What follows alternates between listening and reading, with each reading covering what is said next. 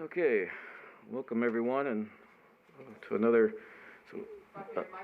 Sorry, welcome everybody. Let's open up the regular meeting for the Utility Advisory Committee, and so the first thing we need to do is we have the Pledge of Allegiance on the agenda. So if we could please stand and do the Pledge of Allegiance.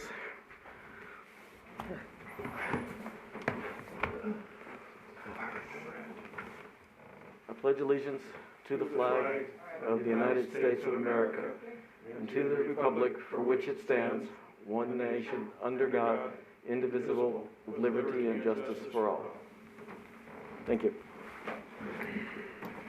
Okay, so we will then go to public comments. And I guess just we've been asked to move at least one agenda item, correct, Dennis? So just so the public comment knows. Yes, staff would like to request that we would move 3 to number 2 and 2 to number 3, so just swap those two. Okay, I don't see any problems. Does anybody have any problem with that? Okay, so we will do that, and I'll just confirm that once we get to the agenda, but at least the public comment understands what we're doing. And then one more thing before the public comment is that it now is available for limited seating for, I believe it's all committee. And you just need to call, do we have that, let's see, is it the same as the voice message to call? Is it the 9208? Does anybody know? Yes. No, I'm talking about reservations. Yes. Yep. Okay, so it'd be 702-293-9208 if anybody would like to attend any of the committee meetings in Boulder City. Just make a reservation.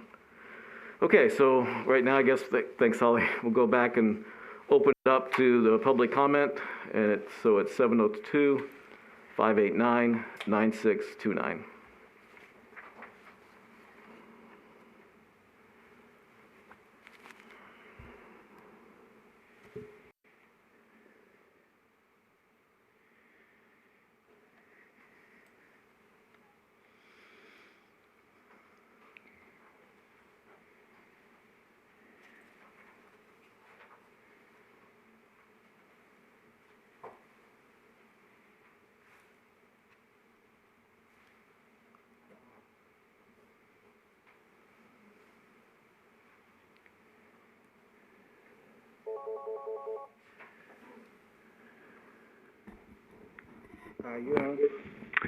Yes, good afternoon.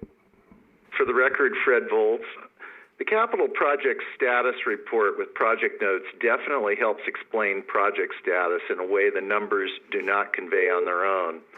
There is still a need for isolating unused funds because of canceled or closed projects, separate and apart from other unrestricted cash in a unique general ledger account for capital projects. In addition, we should not be waiting until the end of a given fiscal year to finally close a project. If finance shows up today, they should address these untimely and inaccurate reporting problems with the solutions they propose to implement. It would also be helpful if finance appears to also ask for explanations of what ongoing initiatives have been undertaken to reduce central services charges by changing work processes and procedures. The $3 million plus number continues to march higher year after year. Looking at the arbitrary percentages applied to departmental costs, the exceedingly high numbers from finance, the city attorney, city manager, streets, and IT software don't reconcile to all the other tasks these areas perform for non-enterprise city operations. There has also been no explanation of why the costs were discounted from the $1.9 million level on one of the spreadsheets. Creating new city tax revenues out of thin air by excessively charging utility ratepayers for guesstimated services doesn't meet any equitable standard. Material increases in various parts of fiscal year 22's operations and maintenance budgets lack any justification or explanation. They are simply multiple numbers on a page with no context. Here are a few examples. Under Utility Administration 60047, there is over $27,000 of interest income for half of fiscal year 21. In 22, it is projected to be zero. Interest rates haven't dropped this much. Under Utility Administration 60685, temporary staffing, it's exploding from $50,000 in the year 21 annualized to over $81,000 in 22. Similarly, printing goes from $73,000 in 21 annualized to over $117,000 in 22, or over a 60% increase. Why? If the Electric Fund 61650 regular salaries go from $843,000 in 21 to $1,433,000, or a $500,000 increase year over year, with no indication of how many new FTEs this represents. Travel and training go from $0 to $10,000. Regarding rates contained in the city's rate resolution, a recent review of private water company Pahrump Utility showed that their residential monthly service charge is $13. However, the first 6,000 gallons of water usage are billed at $1.13 a thousand, versus Boulder City's $2.39 for the first 8,000 gallons. 6,000 to 18,000 gallons are $1.78 in Pahrump, but $2.50 in Boulder City for 8,000 to 25,000 gallons. 18,000 to 30,000 gallons are $2.19 in Pahrump, but 25,000 to 60,000 gallons are $2.79 in Boulder City. As a private company, Pahrump Utility must make a profit for its shareholders, unlike Boulder City, yet our volumetric water rates are up to 40% higher with no compensating offset in the monthly service charge. Perhaps we need to be looking at other water districts beyond large Clark County cities to determine the appropriateness of water pricing, unless we are pricing to encourage private water conservation. Yet Boulder City has no such conservation incentives for wholesale pricing of municipal usage, which is 50% of Boulder City's total water consumption. And I'd ask these comments be added to the record verbatim. Thank you. Thank you. So again, we will hold, we have a written comment, and we will wait about a minute to see if there's any additional comments, and then we'll read the written comment, or the sent-in comment, however you want to say it. So again, the phone number is 702-589-9629.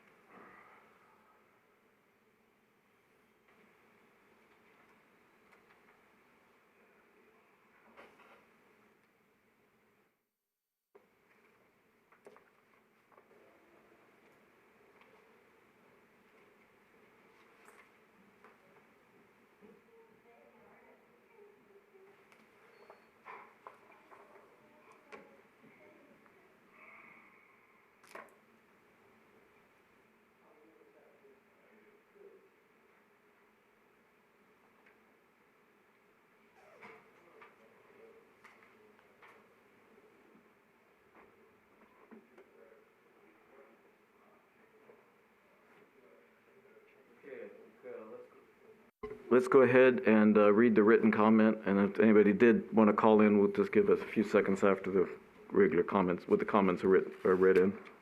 So we have a written comment from Aaron Meadow, and Mr. Meadow states that I would like Boulder City to consider a change to the net metering policy. The current monthly true-up agreement turns the kilowatt hours to dollars and cents at the wholesale rate instead of keeping it as a kilowatt hour that rolls forward to later consume again. By doing this, it increases the total payback period by 30%. An average rooftop PV solar system payback period will be about 8 years, but this current policy makes it over 11 years. This is discouraging people from going green. This longer payback period happens because you cannot bank the kilowatt hours as kilowatt hours. The city converts the kWh at wholesale rate and then banks it as money at wholesale rate, which are way lower rates than what they charge.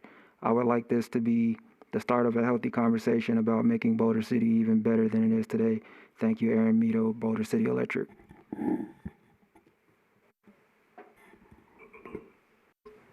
Thanks, Josh.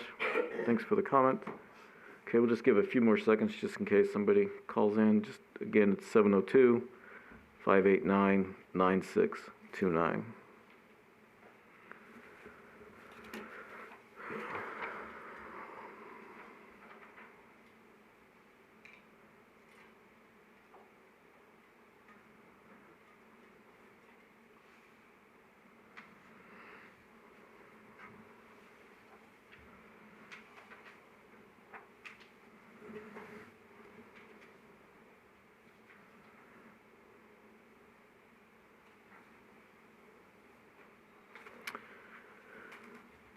Okay, let's go ahead and we'll start. So we are, as we said earlier, we're going through, we're going to switch 2 and 3, but we'll do go ahead and look at the minutes and approve minutes. Everybody's okay with them. So we have the minutes for February 3rd workshop, the February 3rd regular meeting, and the February 16th special meeting. Did anybody have any comments on the meeting minutes?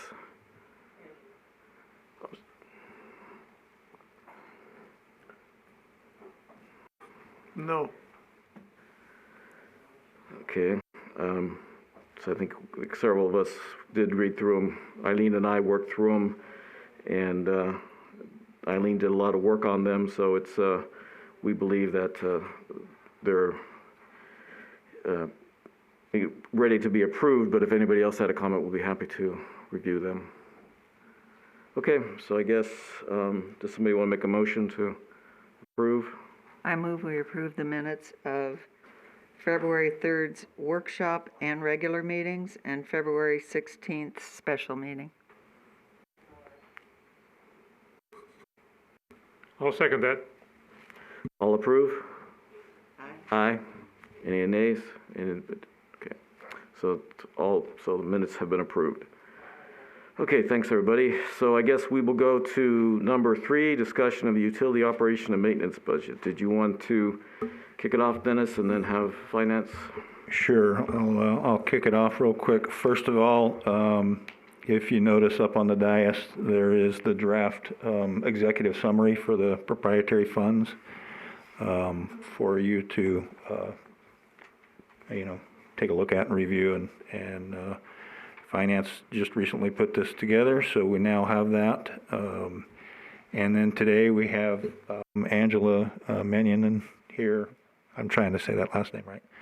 Here to either answer questions or certainly she can go through the presentation that we had included in the last packet, or we can just take advantage of the time we have them here to ask them questions. It's at your whatever you guys want to do.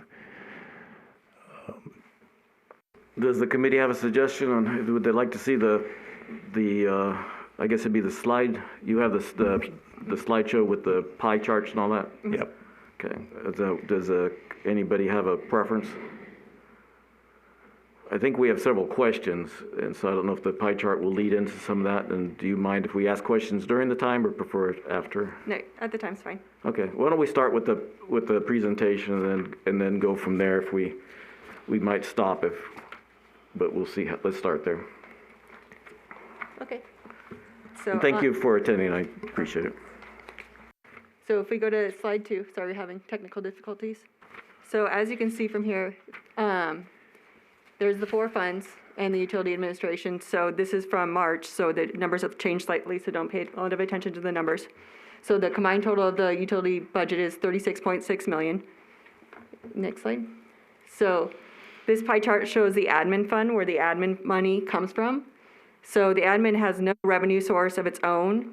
So electric, water, sewer, and wastewater all pay a percentage of the admin fee, which is just their total cost for the year.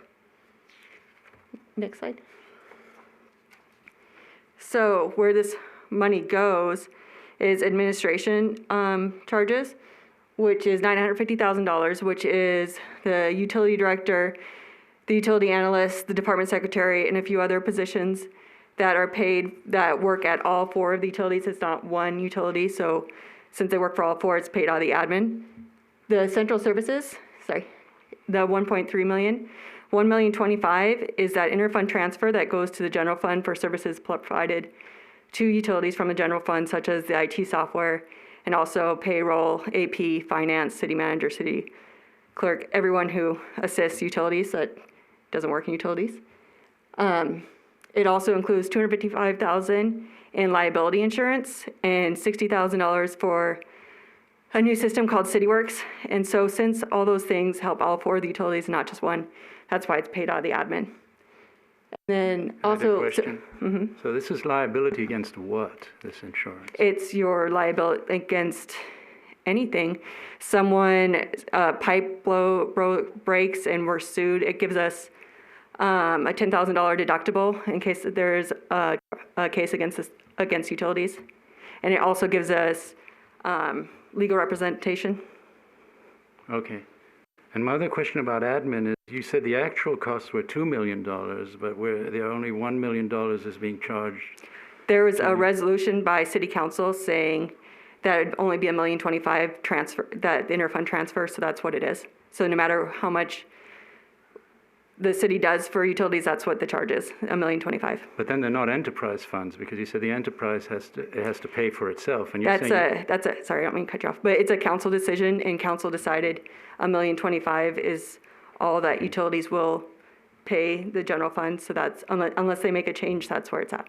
So which law then, because the enterprise fund is a state law, this is a council legislation, which one trumps the other in those circumstances? So the enterprises should pay for themselves. There is no law saying that the general fund can't support utilities. There's actually the exact opposite. So there's no, because people don't do that, people don't take money from the general fund and put it in utilities typically, there's no law saying you can't. So they're not enterprise funds then, in fact? They are enterprise funds. They charge services to cover their costs. But the costs are subsidized by the general fund, is what you're saying, because their costs are actually higher. That is true. So in that sense, they're not really enterprise funds. They're not paying for themselves. They are enterprise fund, and you're correct, the general fund is partially subsidizing the utility funds, but that is a council decision on So how. enterprise funds can be subsidized. Let's agree on that at least. Yes. Okay, that was my point. Okay, thanks, yeah. Okay. And so also the final part of the admin fund is the utility billing, which is $836,000, which is just utility billing. So it's all the utility billing employees and the costs of sending out the bills. The quick question, I think you answered it to make sure I understand. So the liability insurance is paid to an insurance company. It doesn't go into the risk fund. Nope. Okay, thank you. And it's because the utilities, the risk fund is only for general government. So the enterprise funds aren't a portion of that. I guess the one more thing on that, and maybe we'll get into it later, but in the breakout, so we have the two documents you've sent us. We have what I call the blue line, because it's got blue lines, and you've got the overall individual line items with the numbers. Okay, yep. And in that, you have a inter-fund account, which is part of, I believe it's $200,000, which is what which is part of the 1.25 million. Yes, so the majority of that is a $775,000, which is interfund salary reimbursement, and there's $250 for interfund expenses, which is going to IT for software costs. Well, not the 200,000. Yeah, so the 250 and the 775 adds to the $1,025,000. So it's on two line items, but it equals $1,025,000. Okay, it might be better if we can show that in the future then, if it's all one thing, it's IT, because the interfund is, it seems a large amount for IT, 200,000. Well, all the software that utility billing and that utilities use is paid from. The new one especially. It's paid from, well, not the new one, because that's utility specific, but like Munis software, like the utility billing software is being paid out of the IT fund, because that's where the contract is. Okay. But we can look into that. Okay, yeah, and it just might be as maybe in the future we can try to get a better understanding. You've helped us through, we had a meeting with you, and we explained some of that when we came back to the committee last meeting. But I think maybe so this budget year, there's not probably a whole lot we can do, but maybe for next budget year, if we can start, maybe have a little more conversation on if there's even a possibility of a workshop. So just something to think about. Okay. Thank you. Okay, and so, next slide, sorry. I can go through each utility, where the money comes from, where the money goes, but the admin one was really the one I wanted to point out, because I know that's where a lot of confusion is.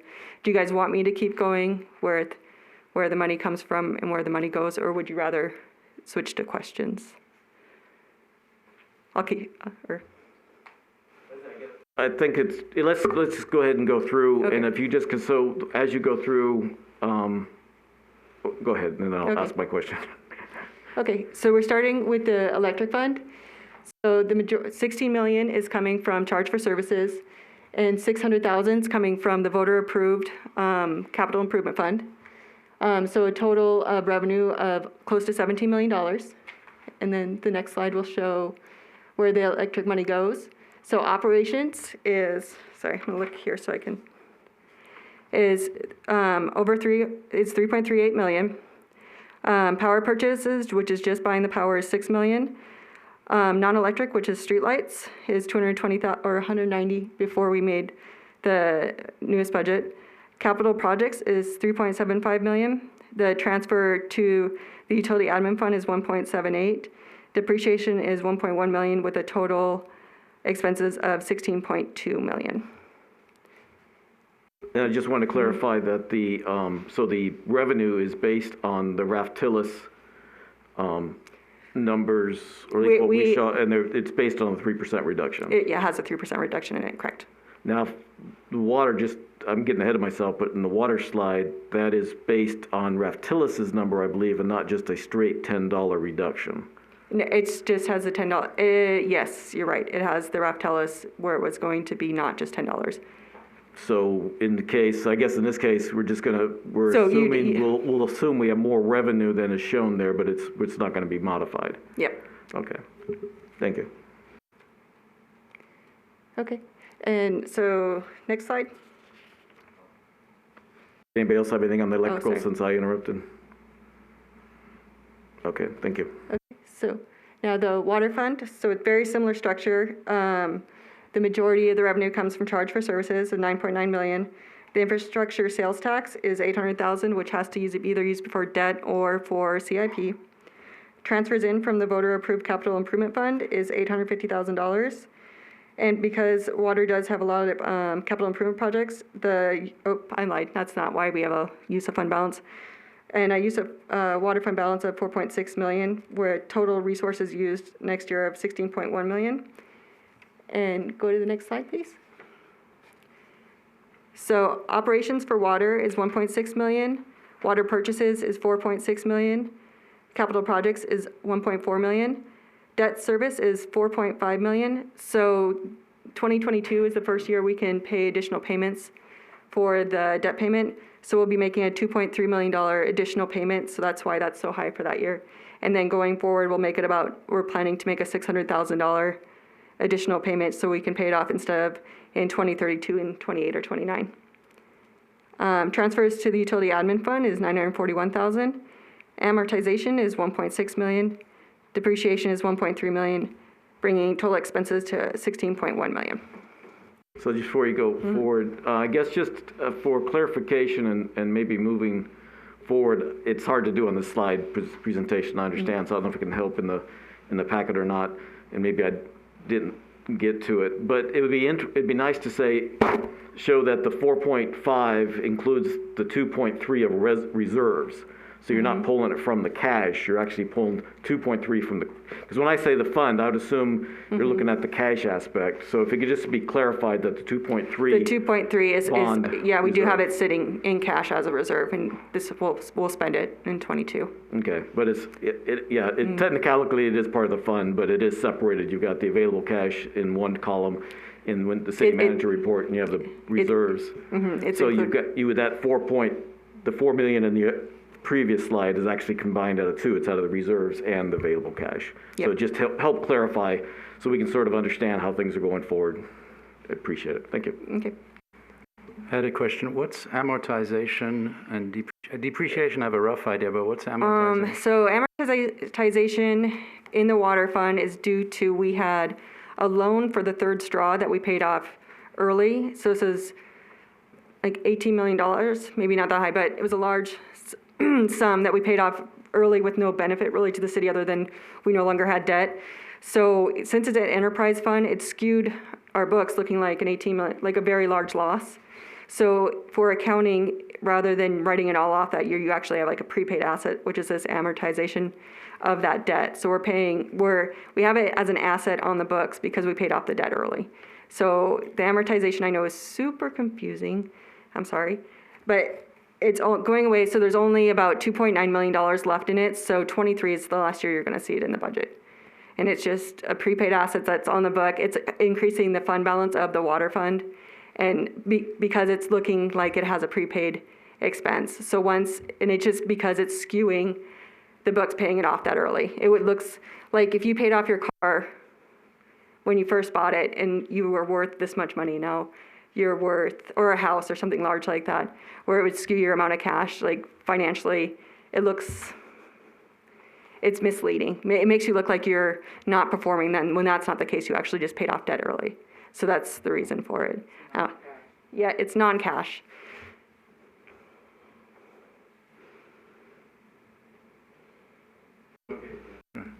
I guess that's because basically the amortization and depreciation as far as the non-cash are the same issue, correct? So I guess it's another one that's confusing is because now you're showing that it's part of a expense. And so you're showing that, especially in water, you're showing you got a zero. First off, you're pulling in from a balance to compensate for this depreciation and amortization.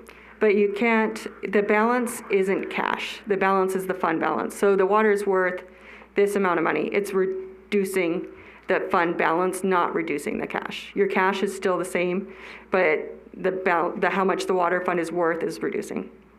I guess that's what we'll have to find out at the end of the year, because right now, I guess as of February, we had 32 million, if I understood, in available cash for the utilities. For available cash? For available cash. I know there's around $50 million total cash. Cor- But when we write off depreciation and we write off amortization, it does not affect the cash numbers. It affects the fund balance number, which is much higher than the 50 million in cash because it's all the assets. Right, and that's one thing, I guess, if we could look at that in the future, it'd be really nice to break those two out. If we could get a cash amount and then an asset amount, then a lot of the stuff might be a lot cleaner. Because right now, it looks like you're taking away from revenue, and that's really confusing. It might be worth pointing out this isn't cash. It's just some number, because residents are going to read this document and say, okay, there's money coming in, that's what it says, where it comes from and where it goes. But that's actually not the case. It's sort of a placeholder that doesn't correspond to real money. I see what I understand what you're saying. We just realized that, and we're changing the structure of it going forward. This is for March, but we did realize that we made it look like money and that it is like fund balance. And we are changing the wording. Thank you.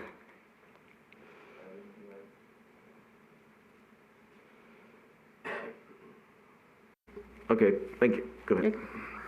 Okay, and so next slide. Okay, where am I?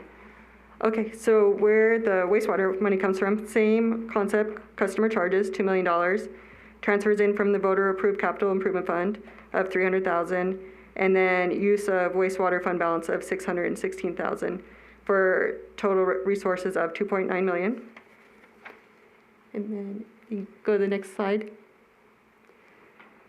And then where it goes. So operations for wastewater is $891,000. Capital projects is $1.1 million. Transfers to the utility admin fund is $314,000. Depreciation is $601,000 for total expenses of $2.9 million. And then the final utility landfill. So again, customer charges is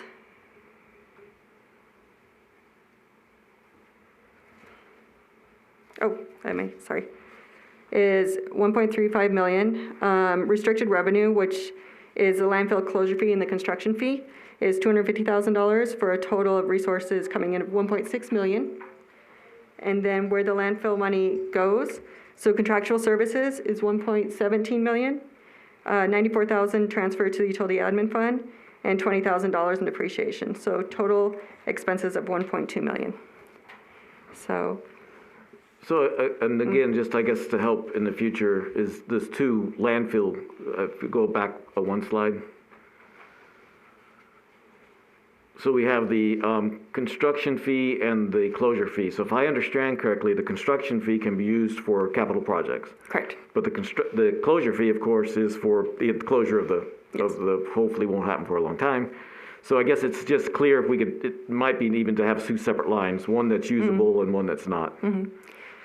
So, and you do have that in the city, city manager report, and I appreciate that. So. Okay. Also, I want to appreciate the breakout. I state that in the breakout of the different costs for each utility, when you added that to the city, I appreciate that. Thanks. That does help trying to understand things. Okay. Generally, your expenses equal your revenue, but it doesn't in the landfill. So that Why is is that? the additional revenue. It's typically you don't want it to equal revenues to equal expenses. You want to have more revenues than expenses, but there's a lot of CIP happening in all the utilities, and that's why they're balancing out, because they're using fund balance to balance it. And landfill actually is bringing in more revenue than it has expenses, so that revenue will just increase their fund balance. So the other ones are depleting part of their fund balance for the current CIP projects, but the landfill is increasing their balance. Well, as a municipality, we don't want our income to exceed You our do, because we're PAYGO, and you're going to need to put that money aside. So it doesn't necessarily mean you're taking an excessive revenue. You're putting money aside so you're ready for CIP in the future. And also the landfill has those two funds, has that landfill closure fund that we need to set aside that we're taking in as revenue, but won't be used until when the landfill closes.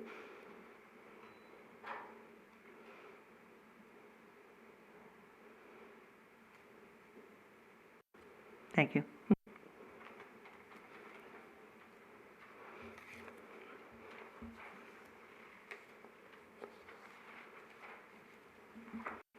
So were you going to review the actual budget documents? I was not planning on reviewing the actual budget documents. The high level is in the pie charts, and if you had a question on a particular line or a particular section, I could answer a question, but I wasn't going to go over the budget line by line.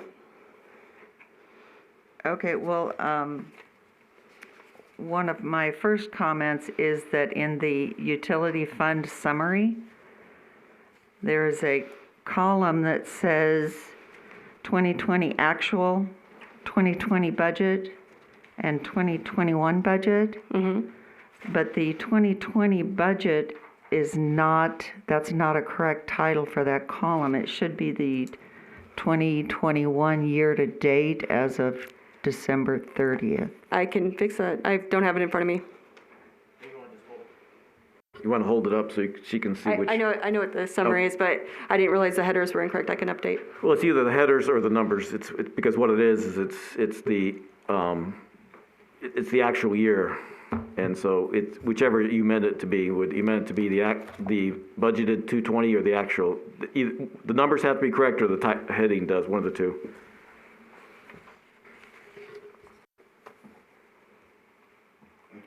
Yep, the 2020 budget should say 21 budget, or 21 actual. Yep. So. Well, year-to-date as of, I'm thinking it was 12/31. Yeah.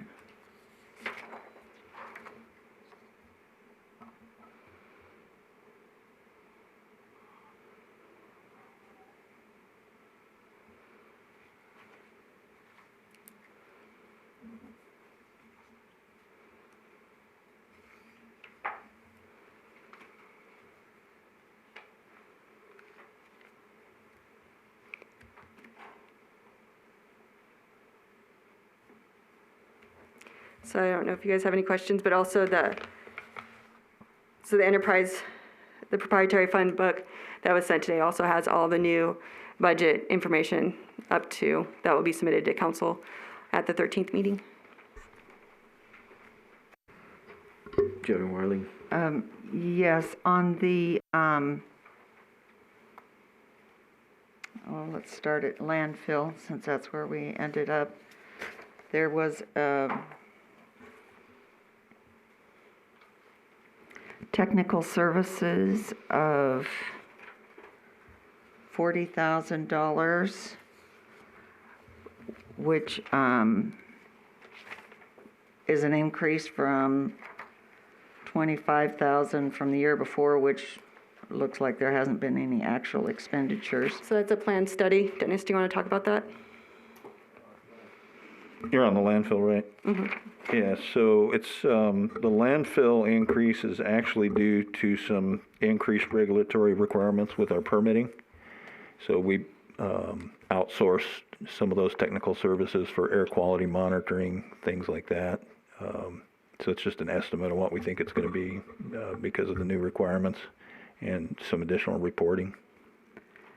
Well, on the city manager's report from February 15th, he stated that after a year of working with the DEQ, the department is pleased to report that it was recently issued its Part 70 operating permit. The new permit expires in 2025 and allows the department to continue operating the landfill without significant additional testing and reporting. Yeah. Yep. Yeah, it's not significant. I mean, it's not what it could. It could have been much worse. So, yeah, we don't consider it significant.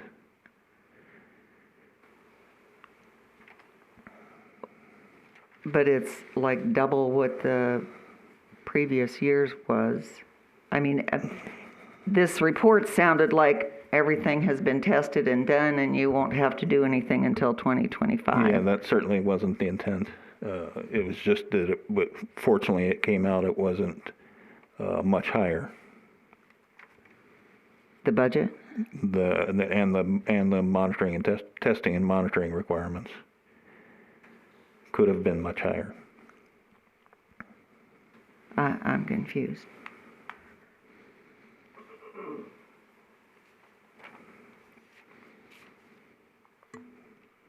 I think the intent of the report was to report that once we got through, when we were going through the process, we thought it was going to be much worse than it ended up being. But that makes it sound like the reporting and the testing is done. No, it's annual testing. It's actually quarterly and annual. Every year we do testing at the landfill. Okay. There's air quality monitoring. There's monitoring for different gases, methane, especially most significantly. Uh-huh. So and that monitoring plan's included in that permit, but we test for that every year. Multiple times a year. What my question is last year the budget was $25,000 and this year it's $40,000. Mm-hmm. So why the increase? And that's the result of the additional testing that's required. Additional work by our consultant. Is this the additional testing required by the state of Nevada or the federal government? Mostly air quality, Clark County Air Quality Department. Okay.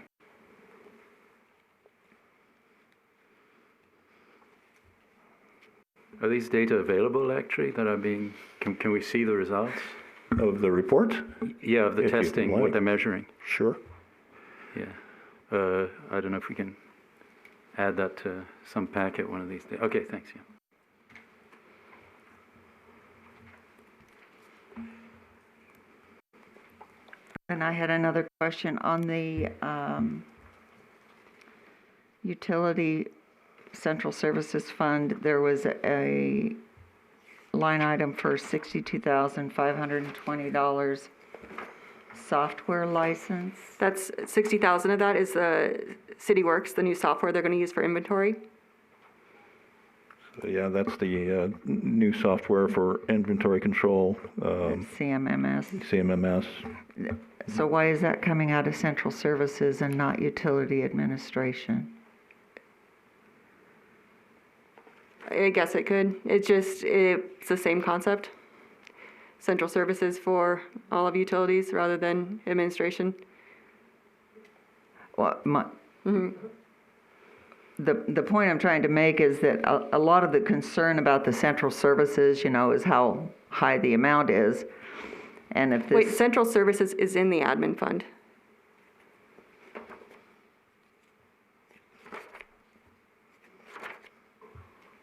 But usually, most people consider that's the amount that's being transferred out to the general fund.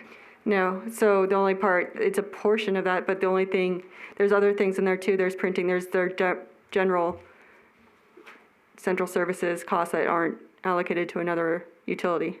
There, like insurance is in there as well. So it's things that's used by all 4 of the utilities, which City Works will be. But isn't that the purpose of the utility admin fund? I think I consider Fund 60, the whole fund, the utility admin fund.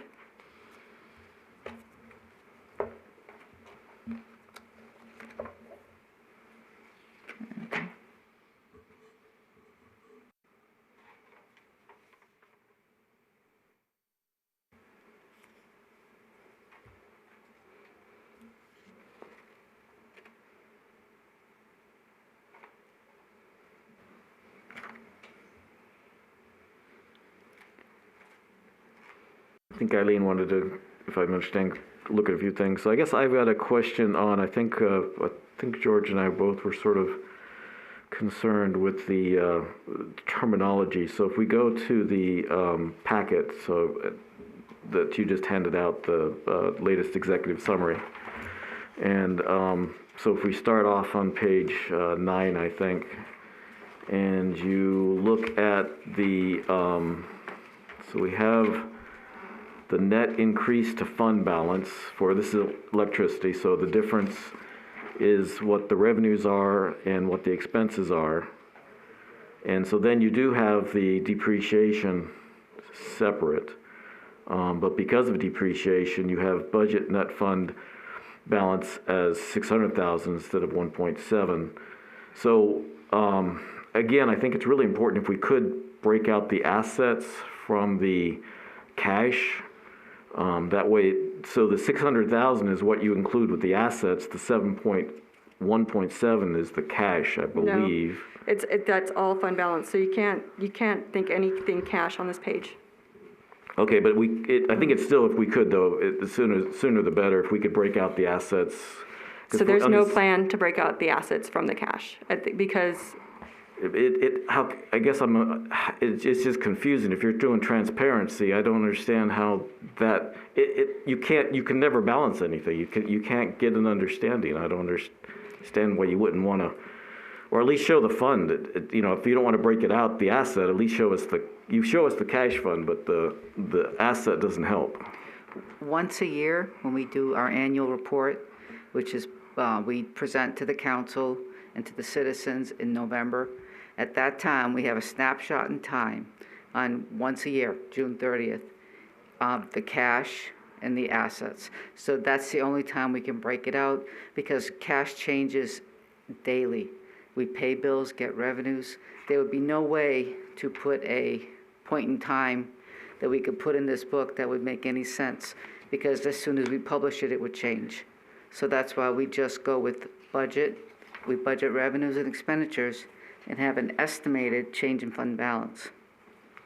But if you don't put the asset in it, that's because if I understand correctly, on the city manager report, you have asset in the electrical, the water, and the sewer. We have a fund balance. Fund balance, correct, and that's which includes structure, cash, and assets. Correct. Okay. So, but. And that changes. The structure shouldn't change as much. But so if I'm understanding correctly, you're saying the change to fund balance is related to that number in the city manager account that has the the infrastructure, the asset, and the cash together. On that day, on the day we create that city manager's report, which is the last day of the month. We always have that, the last day of the month. But that's an unaudited figure, and at the end of the year, on June 30th, is we spend the next pretty much four and a half months truing up everything to June 30, so that we have a point in time where we can say on June 30th, 2021, the utility had this balance in infrastructure and this balance in cash. But the cash we cannot provide cash in these type of documents because it changes as soon as we write it down. Something comes in or something gets paid. So it would be one of these cases where you would say, this number doesn't agree to that number, because it wouldn't. I mean, it'd just be impossible. So I hope that makes sense, that we can't do it that way. And that's why we do the fund. So we adjust. We tell you what the adjustment or projected adjustment to fund balance is in any given month, but the actual audited financials are once a year. I realize the city isn't a private account, but for me, I know how much money I think I'm going to make next year.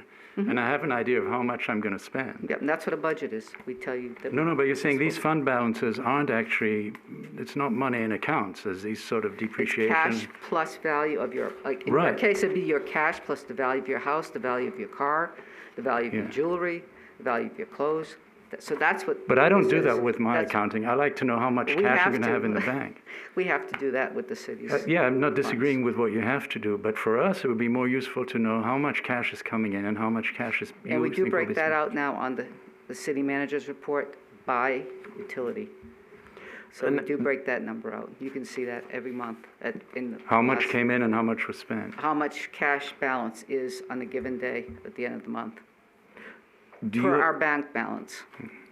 Do you do, when you say you break the two out per year, once a year, do you have the asset as all the utilities, or do you break it out per utility? We do it combined utilities. See that? Yeah, there again, so there's no document that we can compare, because you've got it in one way in the city management, and the audited is separate, and it's lumped together, so you can't break it out. It's still, I guess part of it is the water might be a little bit more, let me make sure. So you're showing that you have a deficit in water. So you're saying you're not, and you're in this case, so in the deal. Now in this case, we're taking the revenue, we're taking the debt service, we're taking from a reserve, and we did not get enough revenue to cover that full debt service. So I understand that. So you're pulling from the reserve and the utility fund. I guess it's just trying to, I can understand not putting cash in here, that I understand. I'm just trying to make sure that more people can understand that you're not taking away from the revenue. So the way I'm seeing as the net decrease of fund balance and the budget net change to fund, it's not as clear. I don't think the average person can understand that. So maybe if we could at least look at in the future to try to understand a way to do that, or at least two in the future. So can we break out the asset in a place once a year, maybe, to say, here's the electrical asset, here's the water asset, and so then we could at least look and say, this is how it falls out. We have, let's say, what is there, $30-some million in electrical, so we have 20 million in asset, and we have 10 million in cash, just as an example, so we can understand where that fund balance means. Well, I guess if you took the cash balances that we put in the monthly city manager's report and deducted it from the fund balance, then you would know the value of the infrastructure. I mean, theoretically. Okay, well then I guess that'd be one way to do it. But just, I want to make a comment on there are years where utilities will have large projects and they cannot earn enough monies in that year to cover those projects. And that's why it's important to have the rate studies and have a rate base for looking forward how much you'll need over time. But in some years, you will use fund balance because of the capital projects you have, or in this case, for the water, the big pay down on debt. Yeah. Okay, yeah. But that'll recoup. That doesn't mean the next year the same thing's going to happen. Right, no, I totally understand that. But again, so thank you for saying that you're going to look at the depreciation amortization, because right now, included in the fund, it still looks like you're taking away from the revenue. It's still confusing. And so that case, it looked like it should be part of the rate. And so, Well, that's why it's counted. The rates should take into effect the loss of value of the utilities each year due to wear and tear. So that's kind of the concept of it. That's why, depreciation is important, even though it's not a check paid out to somebody. It's telling you that each year the value of that utility is from wear and tear, just like your car, depreciates. And we have to have money, enough fund balance a cash portion of fund balance to pay to repair and replace things as they age. no, and that's a great example. And a good example would be is if you're showing the depreciation and understand what the assets are and what's being depreciated, then okay, if there's a transformer we're depreciating and it's down to zero, then what's its life left? Is it down to zero because it has no life or it has no value, and then we have to figure it out. That is completely understandable.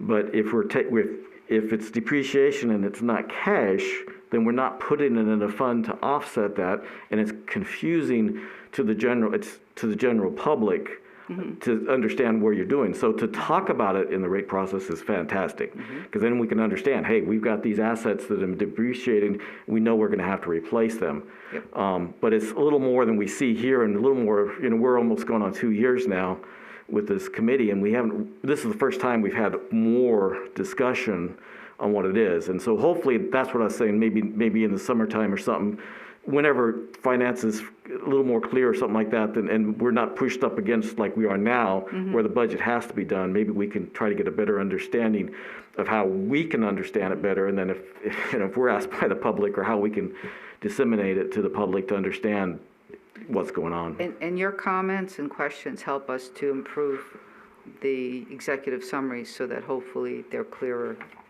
for everybody to understand. Okay. So that's what we're working. We're a team. Thank you. Yep. I guess I had another question. So you've been doing depreciation every year we do this. Is there any way to check how accurate it is? Is your estimate? It's based on the useful life of the asset. So but it's money that you expect to spend in order to keep the system going. And has your anticipation matched? Have these numbers matched the actual expenses? Probably not each year to the exact amount, but what will happen is you'll have nothing happen this year, and all of a sudden a major problem happens. And it's a good thing you've planned each year to save some money so that when the major thing happens, you have enough money to take care of it. Yeah, I understand so the concept. it's not going to be consistent each year, the amount you'll spend, but you'll end up with a big expense at some point, and you have to plan for that. No, I understand all that, but have you this utility is 70 years old. Have you quantitatively checked, say, on a 10-year period, we had this much depreciation, did it match the amount of money that we spent? A lot of this has been done years and years and years of utilities depreciating. I mean, it's just, and maybe Dennis could comment on this more, but when you purchase a certain type of piece of equipment or put in a water line or a sewer line, you know what the life is of that, and that's how we set up the depreciation for each of those items, and each year that's how the amount gets No, I understand how you do depreciated. it, but the question is, does it correspond to anything in reality? Yes. Because you could say $10 billion.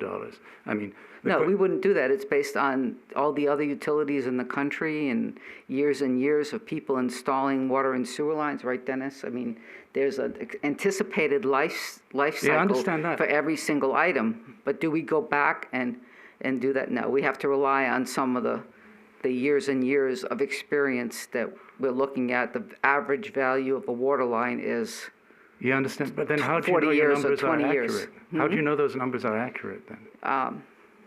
Dennis, do you want to tackle that one?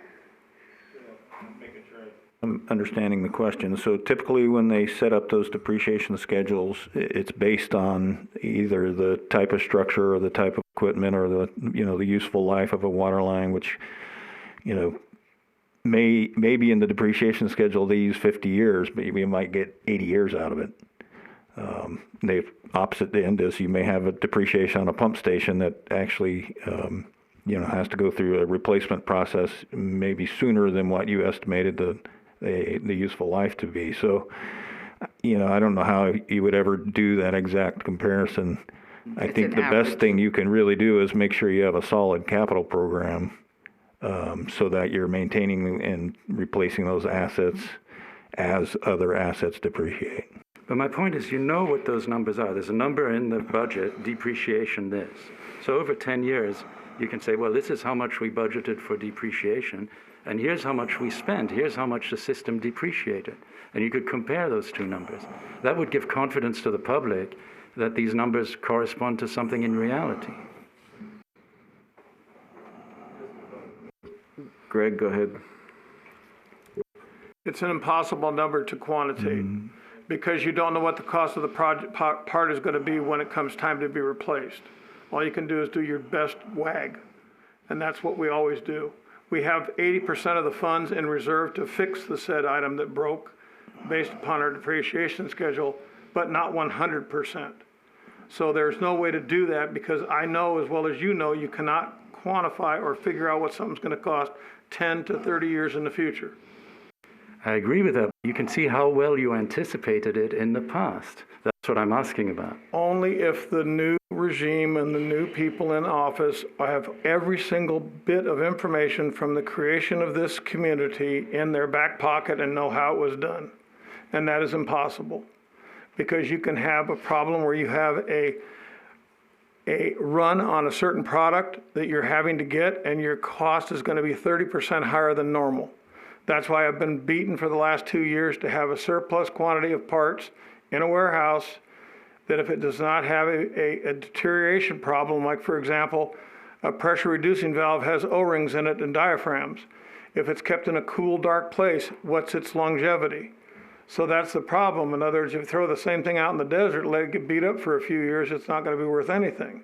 But the problem I've always been saying is the past experience I've had, which is much, much bigger system than what we have here, we had stuff stashed in 7 different states to cover every possible contingency we had that we could figure that we'd have come up. I was known many times from out of here, El Dorado Valley, to ship a pole 500 miles away because one collapsed and I was the only one that had one in stock. Greg, George, just seeing that finance is getting antsy. Do you have time frame you need to leave? Yes, we have to get ready for a Tuesday meeting. We have to upload things for the agenda for Tuesday, and I also have another meeting at 2:30. So I would love to answer any other questions you have, but it will have to be Can I give one last in the one? next few minutes. It's very short. It's more of a comment. We're here to represent the interests of the residents. And I don't understand why the meeting, the budget workshop for the citizens was cut short when there were still remaining questions. I'm not defending his questions pro or con, but it was a meeting for residents to ask questions, and for some reason you said, well, we're done now. And I don't understand why when he We still waited had and there were questions. no other phone calls. But he had questions remaining. And we told him that he could send them to us. And you said you were going to have a meeting with him and you were going to post the answers. Did that That meeting happen? will happen later this year. Do you know when or? No. That doesn't seem reasonable to me, but I know you're busy, so I'll let you get on to with your work. Any other? Are there any financial? I do. Is it possible in these summaries to justify or explain large increases in certain line items? As I go through, the budget, I see, this line item went from 50,000 to 100,000, and you're wondering why.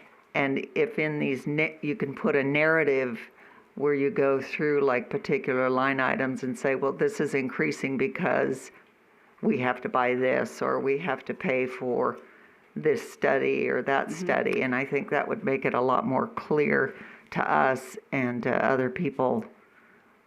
We can definitely look Why into is it doing going stuff like that. Yeah. The one thing you have to keep in mind is that last year's budget, or the year we're in right now, is a COVID budget. So it was dramatically cut. So next year's budget, although it may seem a lot higher, is probably getting just closer to normal.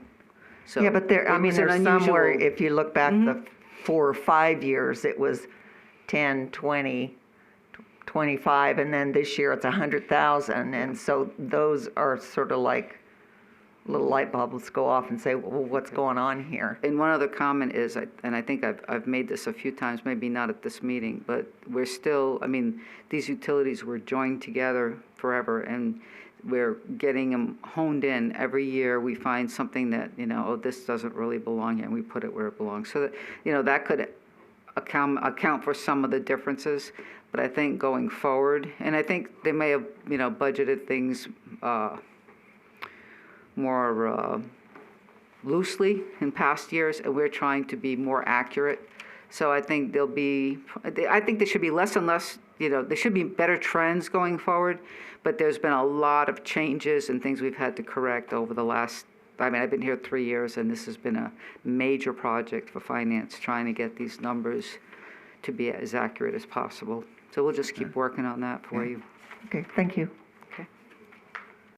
I think some of the questions that we had, so Dennis, would it be feasible, I think that, could we work on some of the assets in the future, again, when we have a lighter, either maybe a workshop would be great, so we talked about, maybe we break it out to electrical assets, and we say, sort of understanding, these are the assets we have, these are what we're replacing, these are how depreciation sort of goes into it. And so you could have a lot of that information, and then we could possibly bring finance back in later on and saying, okay, there's financial issues on something like that. Yeah, we can do that. Okay, I think that would be very helpful. So again, I think we're limited on our time to totally understand what's going on in this budget, and we appreciate the aspects that have to go into it. I think we have some concerns. Unfortunately, we don't have necessarily have the right questions, or can figure out what can or could be helped. And it is the problematic between the COVID and the other years. Some of the salaries some of the ways that some of the stuff did, it does look like a very large increase. And it just goes from then on, and that's another problem. It's from that point, it just increases again. So that's another issue.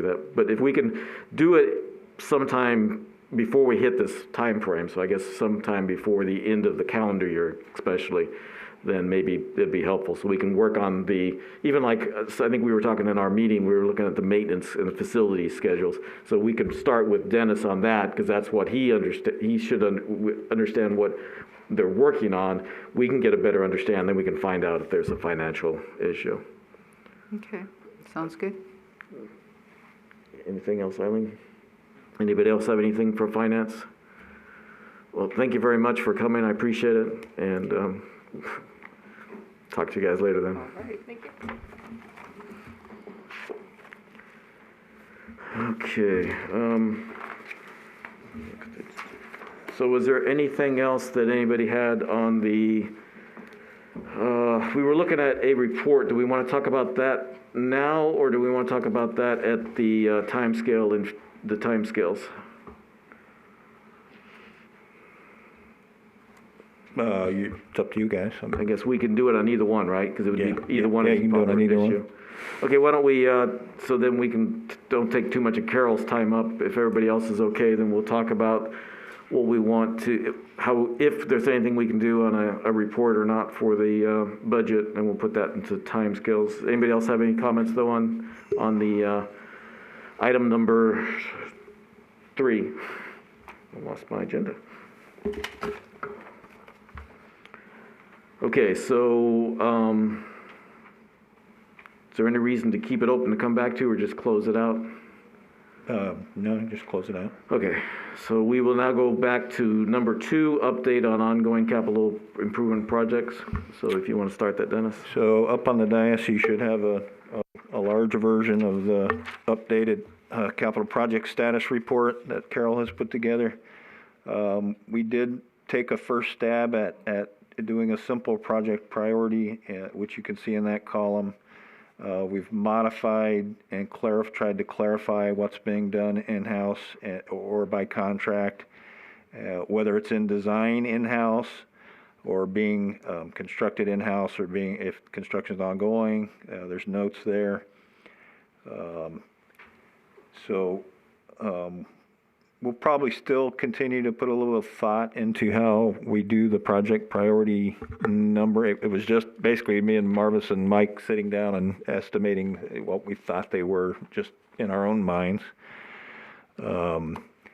I do know there are some CIP prioritization methodologies out there that other agencies that use, that in the future we might take a look at that and maybe change the entire methodology we'd use for prioritizing, but we're just not at that point where we have that available right now. So it's basically the priorities that we put together.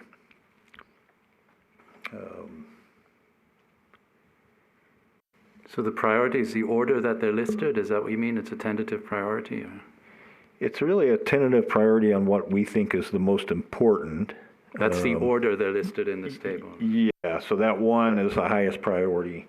Yeah, you're talking about not the, if you look at the, are we talking about the same thing, George? You're talking about look at the priority, project priority column? Oh, I'm It's sorry. not how they're listed, it's the priority, so it's 1, 1, 2, 3, or 4. All right, sorry, I missed. And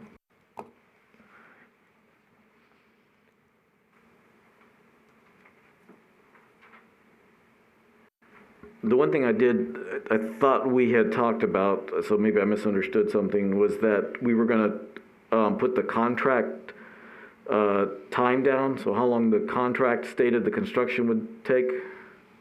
So it was how many days for completion or contract or what, something like that?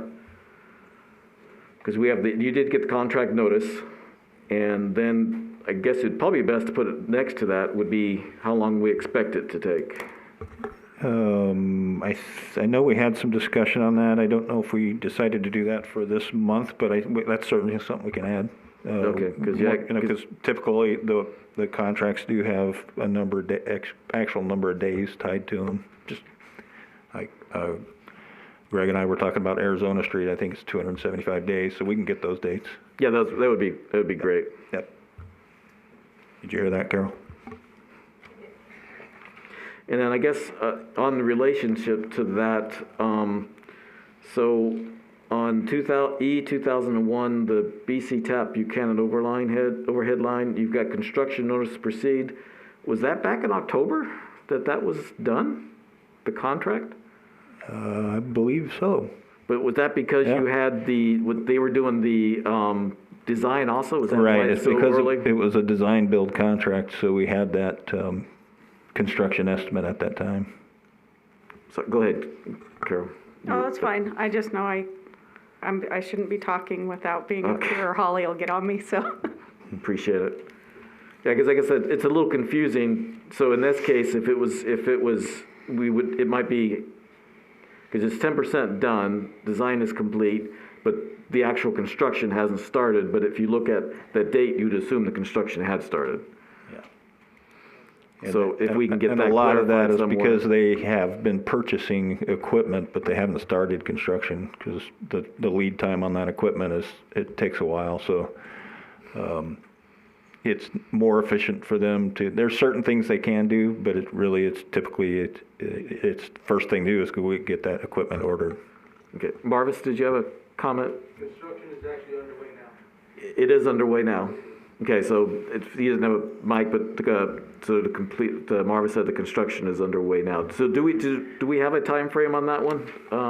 A date? The contract state something, just so we can maybe write it in? I know we have the scheduled date. No, we'll just have to get that. And Okay, we'll yeah, put you it in here. were so you were thinking originally it would be like September or something of this Towards the end of the calendar year. Right. Yeah. Okay, so it still looks good. Okay, that's good. One of the other hurdle we had to get over was permission from WAPA to cross the lines down by the BC TAP, so which that's now occurred. So they're actively starting the piece between Substation 3 and the BC TAP. Okay. Carol, are you limited on time today? I don't want to take a lot of time up, but I've got a few questions that can be. No, it's fine. Okay. So I guess if you don't mind, can we talk a little bit about the BC TAP then? Yeah. Okay, so I believe there was concerns about the conductor, the size of it, and part of it was, so there's two things that happened. First off, I believe you mentioned something we forgot to talk about last meeting, was that the WAPA actually tested that transformer in that case, that all the city was changed over to that for a test that they needed. Did I understand that correctly? It still is. Yeah, and I believe this week, it's, this week we should be switching it back to the Mead and the BC tap. But we switch over so WAP could do the work on the Mead substation. Yeah, that took place this past week and a half, and they completed that on Saturday, so 852 is back up in service, and we'll be switching back to how we were on tomorrow morning. Subs 3 and 6 will be on the BC tap with 5, 4, 2, and 1 will be on Mead 852. Yes, I was trying to use it as a positive, so just saying that we actually, if I understood correctly, it was a test of the transformer. So No, they had some maintenance on the 69 bus at no, Mead Station. I guess what I meant, it wasn't an intentional test, but it worked out as a test. So Yes. If it would have gotten too hot too fast, it certainly would have been a test on the conductor between the BC tap and substation 3. And that's what I was, so, and that was studied, and was that conductor increased to size? Well, it'll be increased with the new project, but right now it has limitations. Although I think Marvis told me we only got up to about 20 megawatts. It would have been a good annealing test. Yeah. Uh-huh. So is that a normal operation? 3 and 6 are on the tap, and the other stations are on? Now, yes, as of now, when we put the tap transformer in service, we have put some load on it, so Right. 3 and 6 is normally on the tap now. Yes. So I'm just curious, going forward, is that going to be changed? I mean, will they put everything on Mead at some point, or will it still be there for backup? The tap back as a backup? Gonna try to move the tap to our primary. Oh, really? Okay. Yeah, Well, it's 100, I guess. So Yeah, it's Right. 100 meg, right. It's a good idea. So at worst, it'll be 2 and 2 because once this conversion is complete, 1 and 2 will go away or be decommissioned, and then we'll only have the 4 major subs, 3 through 6. So yeah, it'll be 2 and 2. So.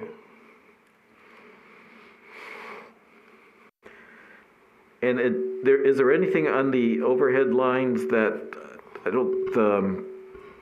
that would be challenged if we were to go to, if laws changed within the next 10 years or so that forced more electricity?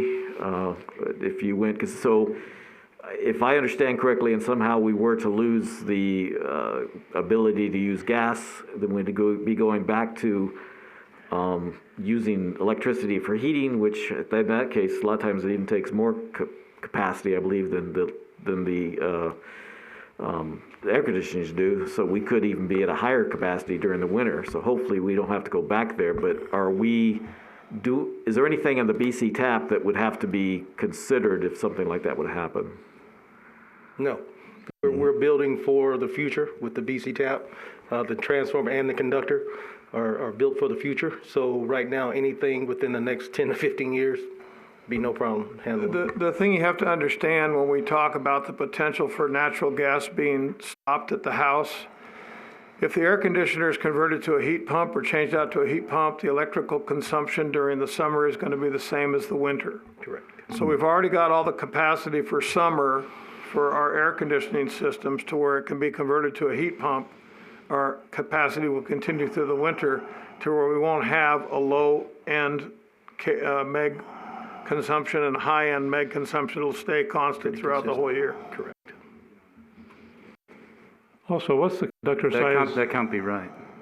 Because what determines consumption is degree days, is the difference between the inside and outside temperature. And if that difference doesn't change throughout the year, sure, consumption is constant, but if it does, then it varies hugely. If you change the refrigerant or the gas cycle by reversing the gas flow, it remains constant. The outside temperature is captured and the heat is extracted out of it and pushed back into the house. Yes. So they do remain the same. If you look at a nameplate on a heat pump, the consumption, whether it be summer or winter, will be the same amperage all year round. That's how they're designed, yes. Which is I'm just curious, the conductor size from the tap to Buchanan, the new line, what size is that going to be? 954 ACSR. Oh, so- and that's what the other line is, isn't it? Yes. Okay, good, thanks. Yes.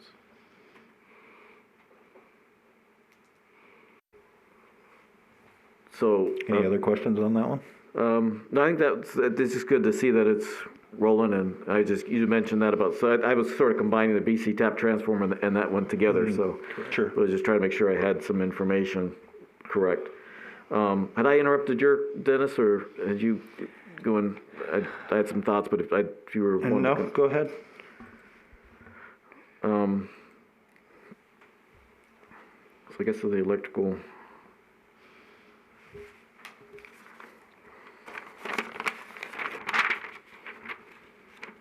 So just, I will throw in one thing real fast, just because FY '22 isn't in this schedule yet, but it will be once that all gets approved. And sorry, what's not in the schedule? The FY '22 is not in the ongoing. Okay, gotcha. We'll be adding it eventually, and that may change some of how this looks, but the only reason I bring that up is some of these that didn't get started this year yet, as an example, the reservoir improvements and the replacing the 8-inch butterfly valves. We just completed that whole process of reviewing. I can't remember how many proposals, but it was a lot. Of course, that was for everything that Public Works does for water, sewer, treatment, transportation, traffic, and so that process has been completed. So we'll start selecting consultants to get moving on a lot of these projects here in the next couple of months, and certainly so we can try to hit the road July 1st, at least with their contracts. So so anything that is 0%, most likely we're in April, so we're assuming won't get started until the next fiscal year. And so these would be definitely rolled over into fiscal year 22. Right. I guess trying to get a better understanding, so just to make sure that we're looking at the numbers correctly. On the Temple feeder, so E1905, feeder 64, Temple Rock Route, which there was a little confusion with some of those, and I'm just being a technical weenie, I apologize, but it was confusion when some of these were first put together, that they were established as May 1st, 2018, but I guess then they weren't actually budgeted until the fiscal year 19, so it's confusing. But they've been on the books for a long time, and so that's a schedule, a priority 3, and let me see, it had a total of 150,000, and we're showing that it's 0. The in-house design is in progress, but you've already spent $55,000. And then 25 is encumbered.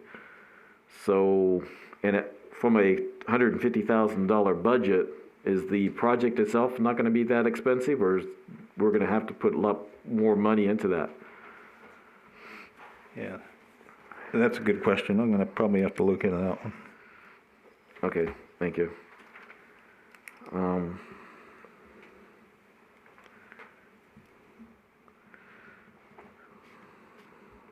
So then, so Carol, we'll see this again in June. Is that what I understand correctly? This will be updated in June? Correct. Okay, and then, so June, we can have a bigger, so then we should really be able to sort of look at rolling things over, what we would expect to roll over into fiscal year 22. Because with all your percentages and your documentation, it makes it pretty clear to what we won't get done. Right. Correct, but just keep in mind that this is physical percentage of completion. So even if it's 100% complete on here, but it hasn't been completed on the finance side, it could still be on the city manager report a little longer after, even if it shows 100% on here. No, yeah, I understand that. So it's just, Okay. again, so we're dealing with budget and cash Correct. somewhat. And I think Fred Volz has made comments on that several times. And the sooner we can try to get that understood or projected out to the public, it would be Correct, but I just want to make it clear that this percentage of completion is not finance percentage. This is physical construction design percentage. And I appreciate that, yeah, because Okay. I think I had to see that myself. I had to remind myself that was Okay. physical. I saw it on the very top, you put it in there, and I appreciate that. So again, we said this is a working, living document. And so I greatly appreciate the effort you put into it, and hopefully we might need to change some things or add something a little bit in the future to make it, clarify it, but I understand it's a work in progress. Okay, so the only change I'm making between now and June, besides updating the information, is adding one column Is the how many days? to the right of the construct, so it'll be the 1, 2, 3, 4. It'll be the 6th column from the left. And it'll be the terms for the notice of, the terms and days for the notice of completion. Right, so that's the only column. Now, did anybody else see anything in here that, or see something they would like to have added that we can discuss? So I guess that's, I'm sorry. I would just like to thank Carol for doing such a great job on this, and especially the status notes is very helpful understanding what's going on. So thank you very much. It's been a group effort, but thank you. Yes, thank you. So thanks everybody. Okay. If I can go down a little bit, I guess. So the 4K overhead line insulator, so we have that to be 60%. And I guess that, so maybe Marvis might, is that expected to be done by the end of the year? Well, is that, because this finishes it out when this project is done, right? We've budgeted 2 separate years, and we started it a little further back, but we had 2 major aspects. And this closes out the 4K? The majority of it should be complete. We'll still have some ins and outs that we'll need to complete.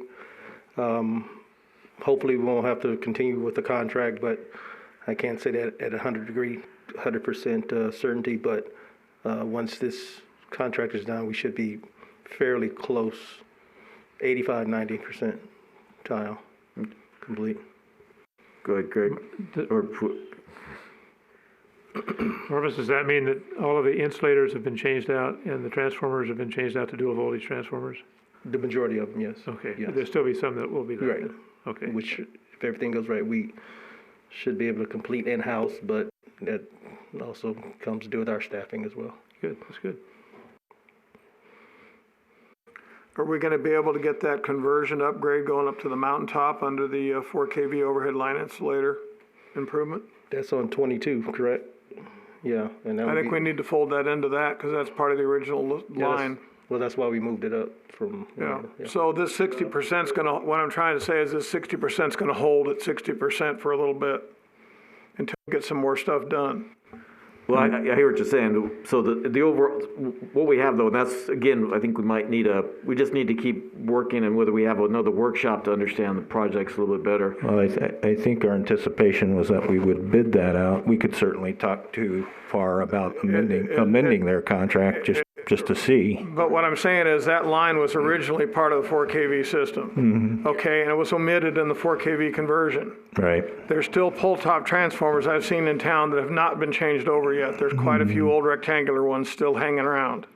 So I think that, yeah, we can say 60% complete, but between 60 to 100, it's going to slow down significantly while we pick up all the little pieces that have been overlooked.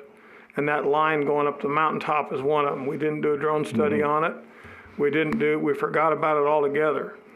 And that's something that is not something we should be doing or have an oversight on. We forgot.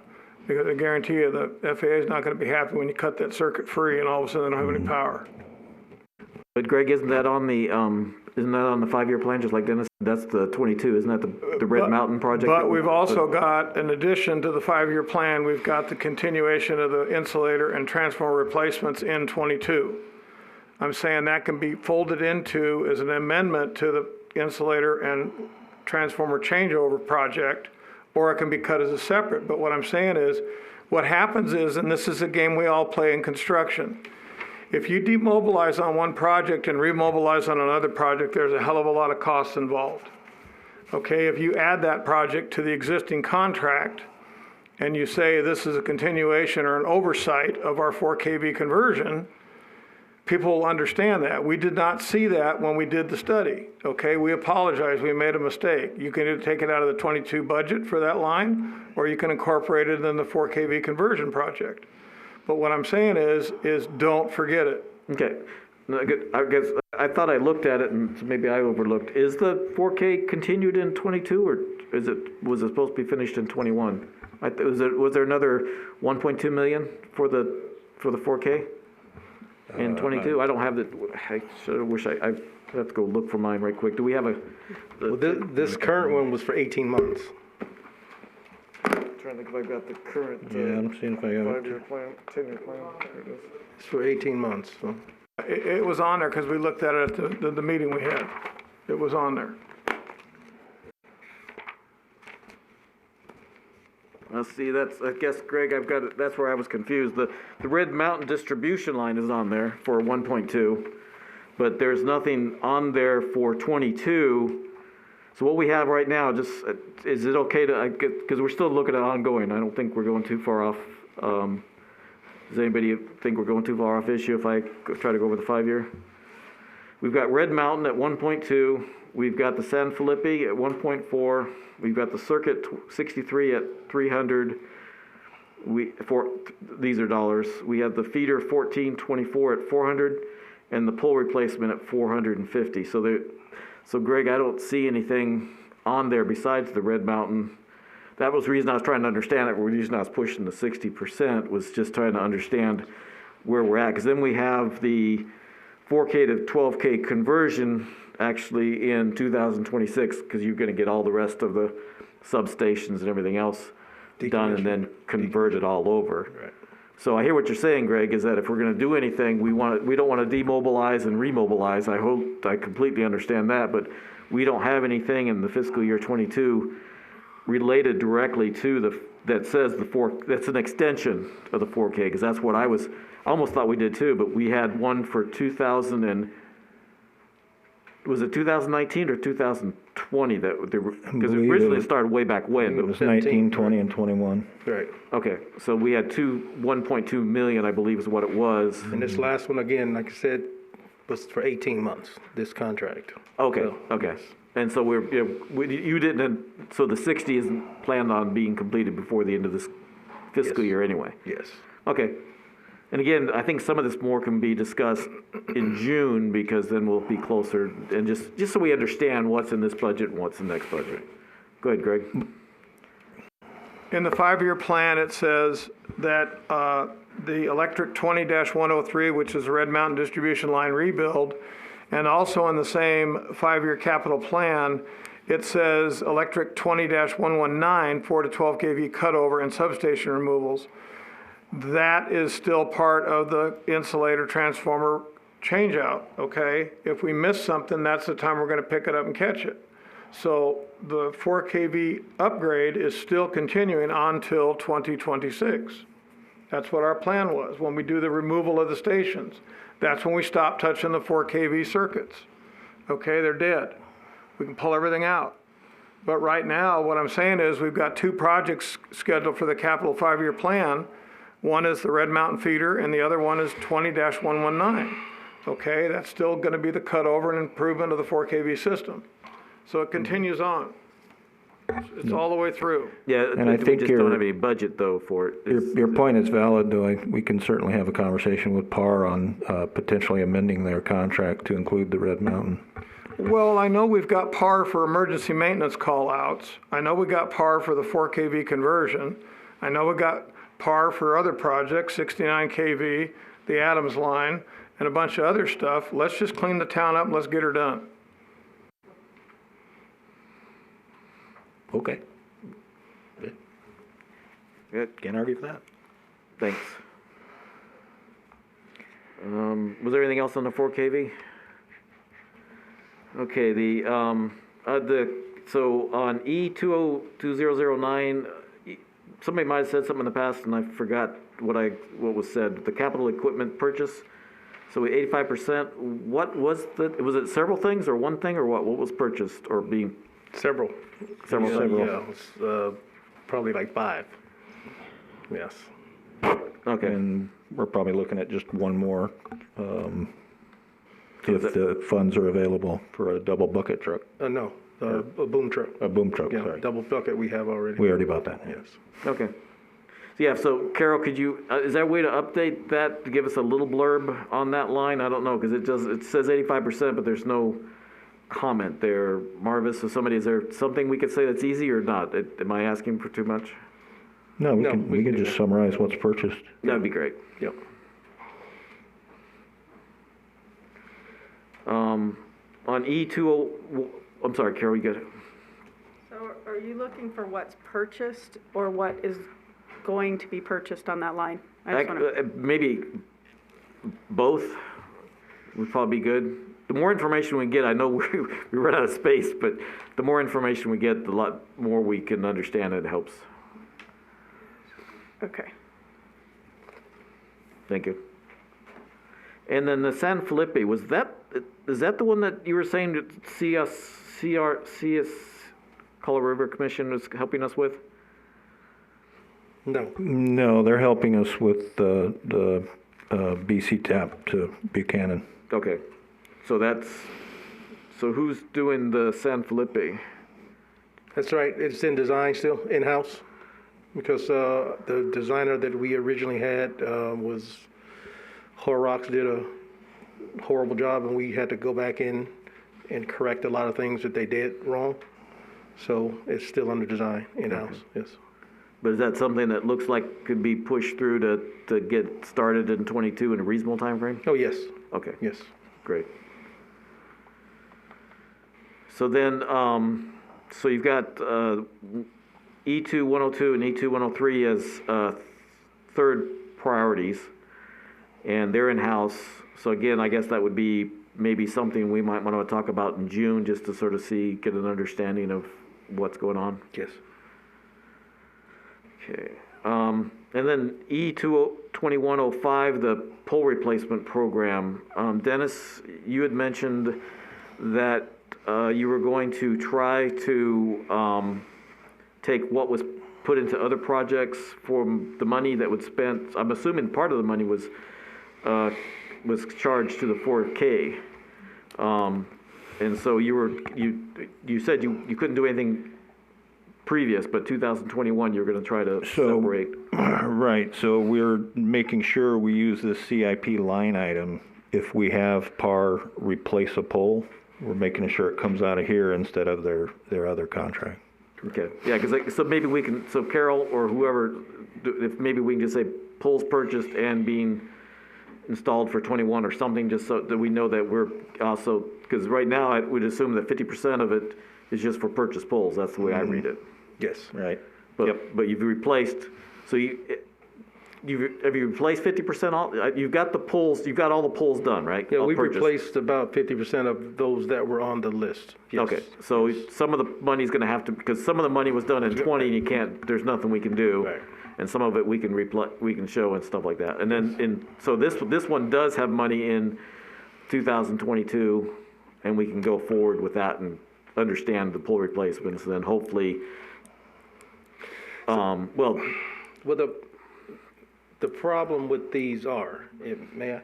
No. The problem with these is, as of now, there's no way for us to charge our operating to this. So because our wage and our labor is covered under O&M. Does that make sense?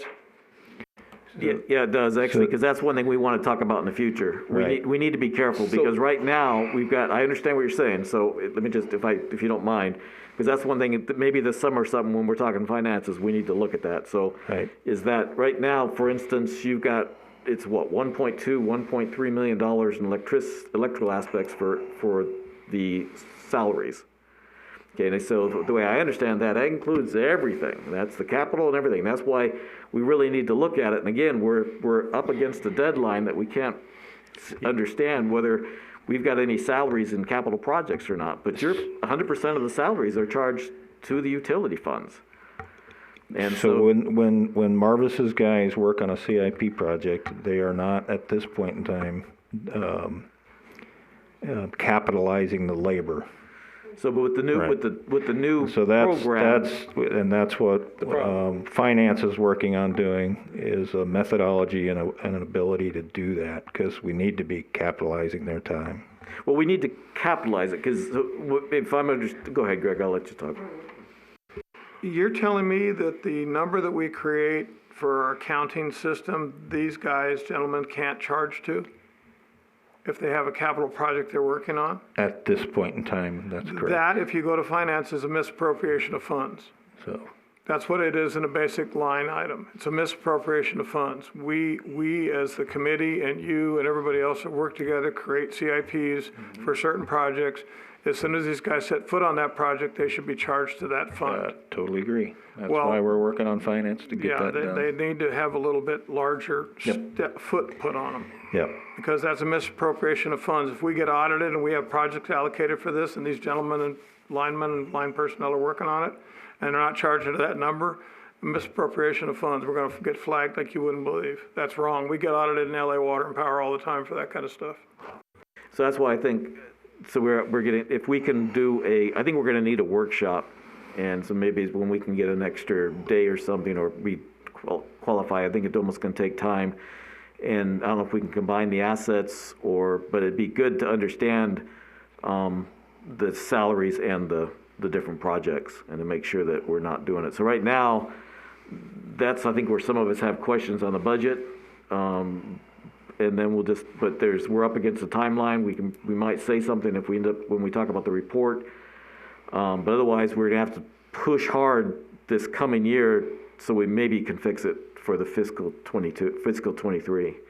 But can we track it? Can we start tracking it now? Because that's one thing, is you need to understand when you go forward what you're budgeting for 23, if you can start tracking it. So you're not taking the cost out. I understand that, because the way that it's been budgeted, we have to be careful. And so I completely understand. So I didn't mean to take your thunder away. The other problem we have, is you have an O&M budget, and it's fixed.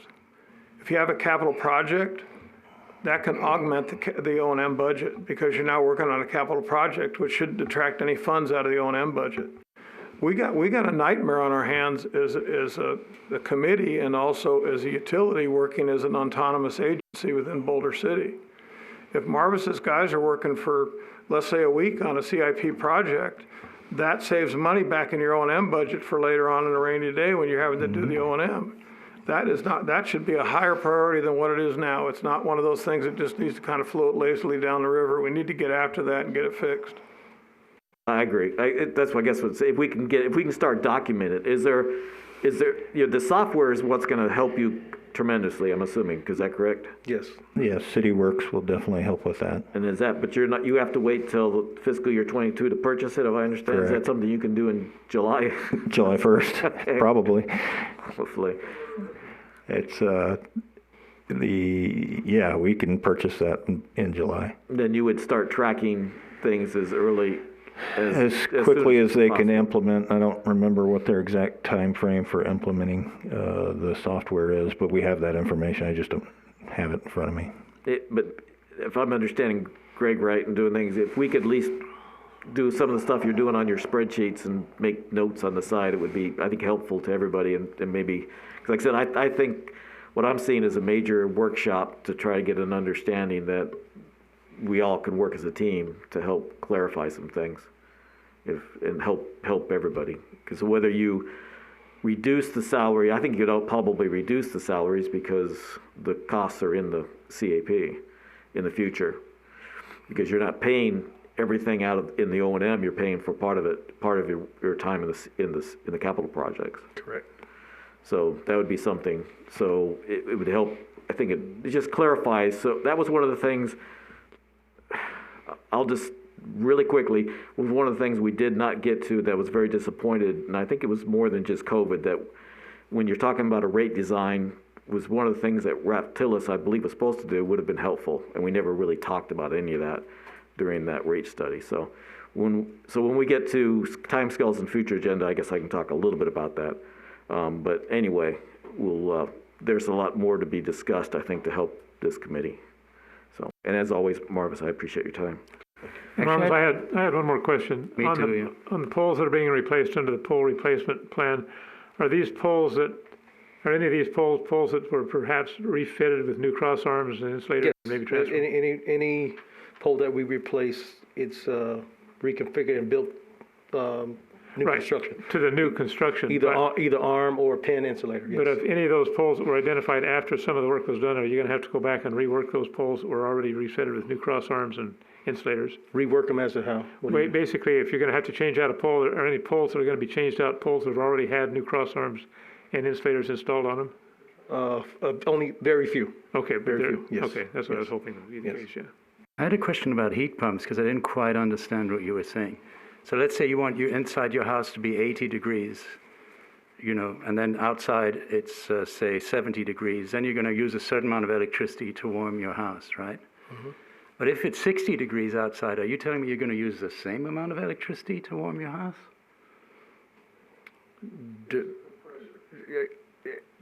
It's going to operate the compressor or the heat pump motor the same as if you're trying to heat or cool. It's the same principle. But if the colder it gets, the more energy you're going to use to heat your house, am I right?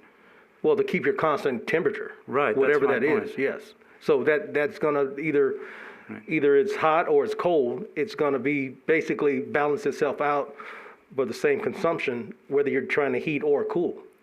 Yes, but the difference between the outside temperature and the inside temperature in summer is greater in the Mojave Desert than the difference in winter. So there's an asymmetry. It's not, your energy bill is not the same in summer and winter. That's what I'm arguing. You're saying, no, your energy bill is the same. That doesn't make any sense to me. Yeah, I've got a lot of guys out in the mobile home parks that are on heat pumps, and I can show it to you. It's the exact same consumption winter and summer. Because what it is the temperature differential between the inside temperature and the outside temperature. A heat pump is rated for a 40-degree range or spread. Okay, so if you want your house to be, let's say in the summertime you want it to be 70 degrees inside. Right. It can be 110 outside and it'll do it. Right. Okay. The same thing is reverse. If you want 75 degrees in the wintertime and you go down to 20 to 30 degrees Fahrenheit, it'll pull the heat out of that and push it back into the house. But we don't go to 20 degrees Fahrenheit in winter as often as we go to 120 degrees in summer. That's my point. The compressor doesn't care. It's a refrigerant. It pumps the same amount of, it has the same amount of pressure differentials whether it's in the summertime or wintertime. The refrigerant is reversed in the compressor. There's a switchover valve. And I can I can check it really quick. I could make a phone call and have a guy pull out 5 years of heat pump data. Yeah, I'd like to see those data because it doesn't make sense. You'll go, what the heck is going on? Now, there is a caveat to that. The caveat is this, is when it gets below 20 degrees Fahrenheit outside, supplemental electric heat will come on inside the unit. Yeah, I understand that. Okay, that is when it can't extract any more heat out of the ambient outside temperature, and it has to have supplemental heat to get it going, to keep it running. But yes, there's a lot of places in Boulder City that do not have natural gas for heating and cooling. Right. Okay, for heating. They don't even have it for cooking. It's all electric. That has a heat pump on it. All your old homes have heat pumps on them. But then why does our electricity bill usage go up so much more in summer than winter? Because the majority of the homes, I'll say, Dennis, you can correct me, but I think it's 70% of the homes in Boulder City are gas-fired heating. Is that correct? So I'm just a guess. I'm saying I know that when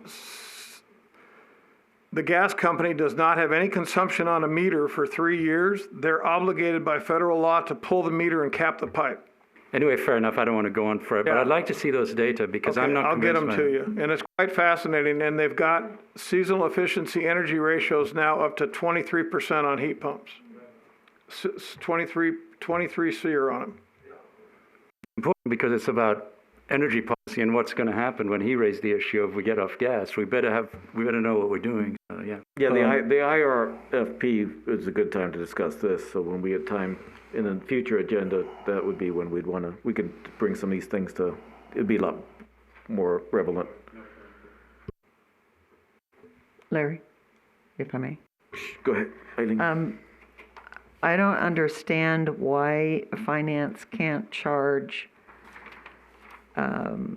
employee time to a capital project if they just track their time and turn in a timesheet at the end of the month or the week and say I spent 20 hours on this project.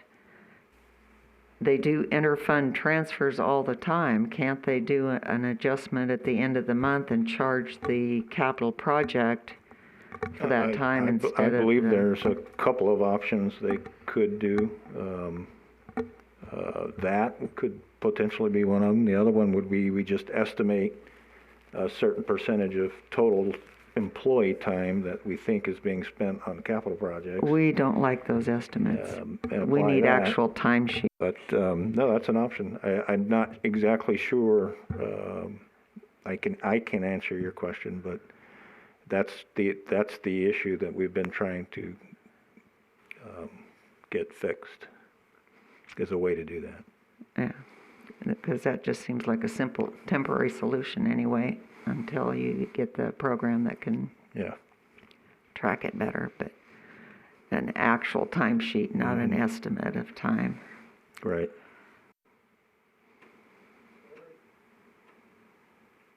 Greg? I like the idea, but I've been through that cycle before. So here's what happens. You have capital projects, O&M guys charged to the capital projects, the money gets transferred in, and all of a sudden O&M budget goes, oh, we don't have to take and budget that much money for electrical and overhead and distribution, so we're going to cut the budget. All of a sudden all your capital projects are gone, and you now have no budget for O&M. And I don't like that. That's not right. We don't do a transfer, we do cash on the barrelhead. If they work on the project, they charge their time to the project. The O&M money that they have allocated for them when they're working O&M stays. Okay, don't do any transfers. We'll get in a big bucket of weeds. Won't be able to get out of the weeds.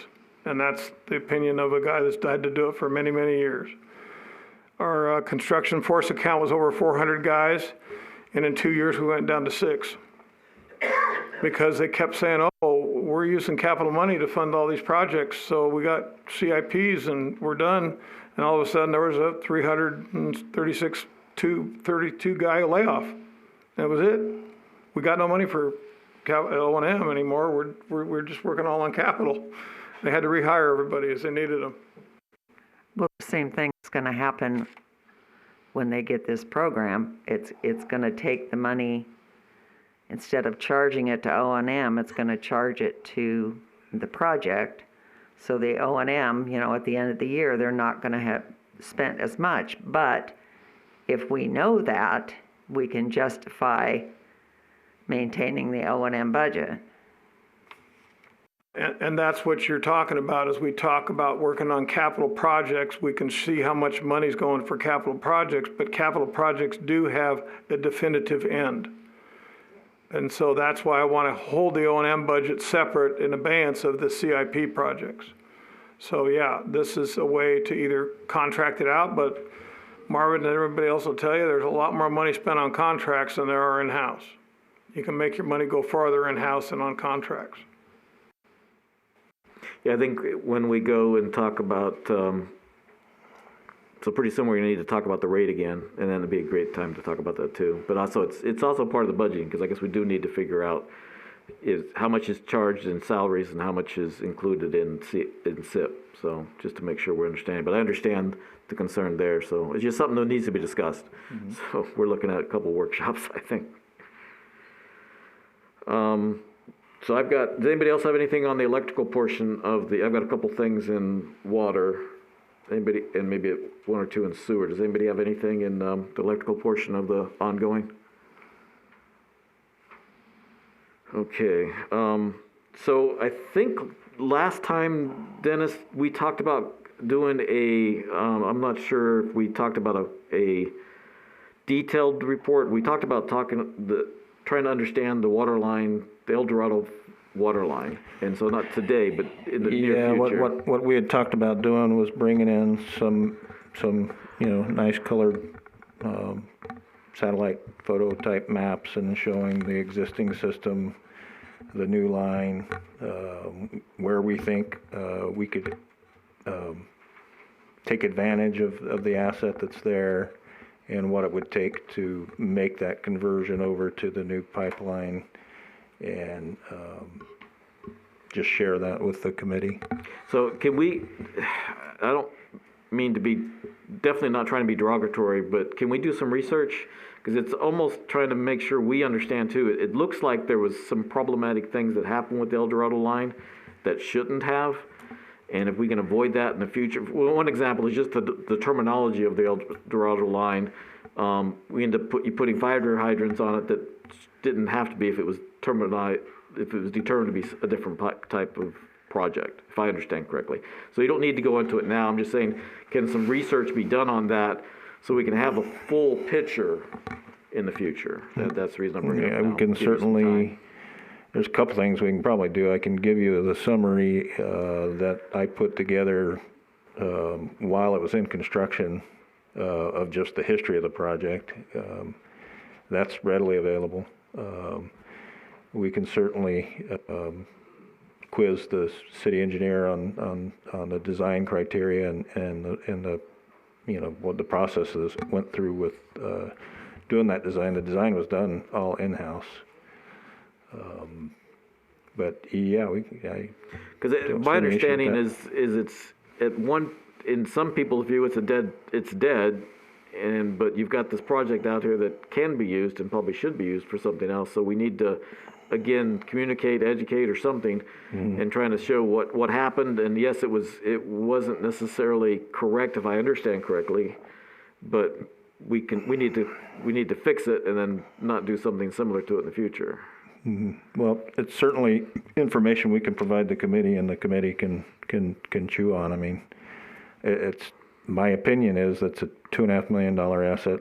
I feel like we should put to use if there's a good if we think that makes sense. And but we can certainly share all that information with the committee and see what your guys' thoughts are. You're saying it should be used for what exactly? Or? Well, right now, if I understand correctly, is that we've got the line that it's parallel with is got problems.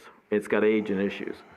So if nothing else, if I'm understanding correctly, you transfer the water, the at least the portion that's built, we would put that system in service. Now that would require new PRVs, the connection to the old system, and some effort to do that, which we think is $500,000 plus. And then we would just take that portion that parallels that line out of service, or we could decide to leave it in service. Those are the options. There's options available. It would just be a parallel pipeline project. That could potentially help with some of the wear and tear with just the single line, but it doesn't fix that problem of wear and tear all the way down to the solar fields. It's another 10 miles or plus or minus to get down there because it stops right at the I-11 corridor. It's probably beyond our committee, but there was some skepticism, if I understood the mayor correctly, that this was going to be used to produce development in the El Dorado Valley. So I think, if I understand, I think that's why he's opposed to developing that. Right. But you're saying you're in favor of it. Is that correct? No, what I'm saying, George, is we need to talk about it. Okay? So it's not on the table to talk about tonight, to go into detail. But I want to talk about it because if it's a resource, right now it's an asset.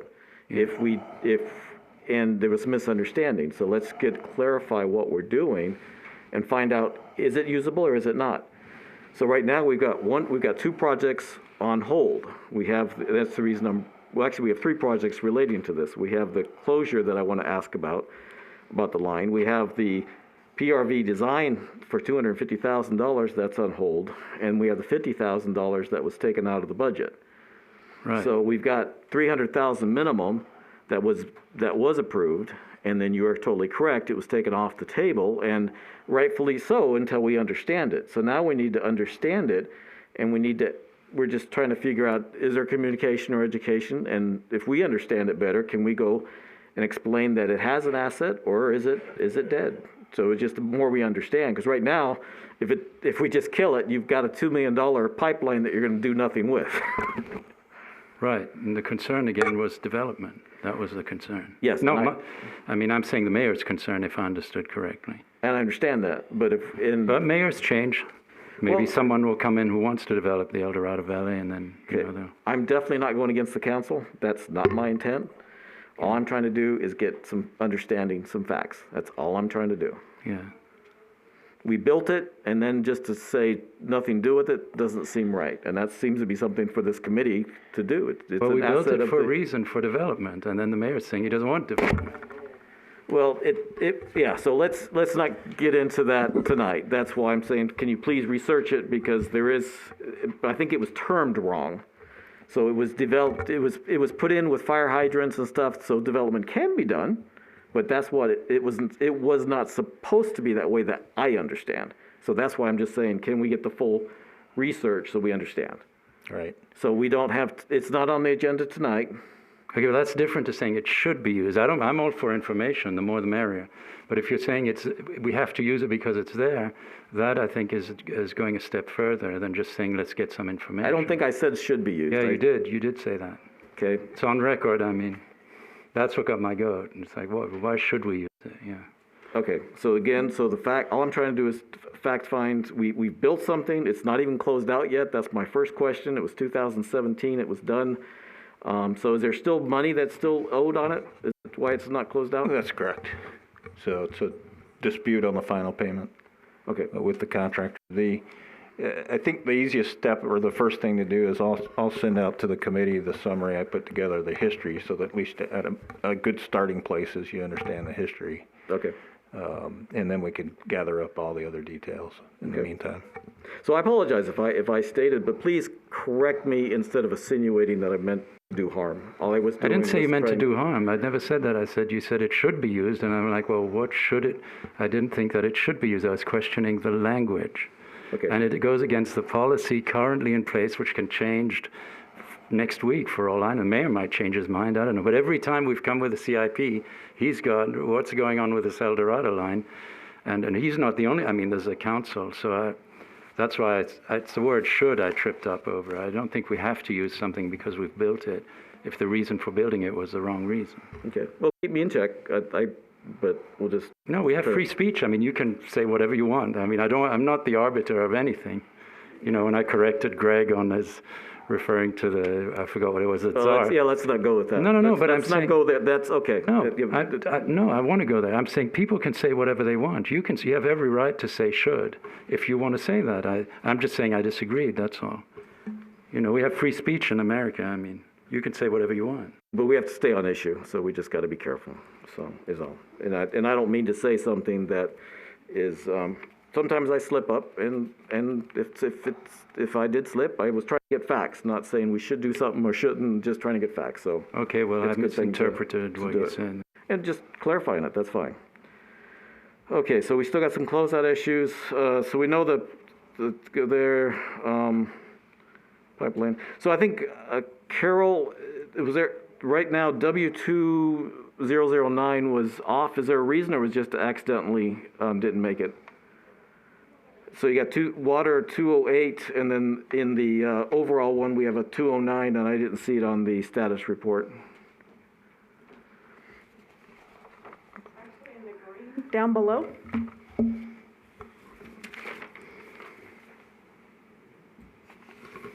That project will actually be completed with W2103. Okay, okay. Thank you. I think I printed one out. I guess that didn't have that, so it's my bad.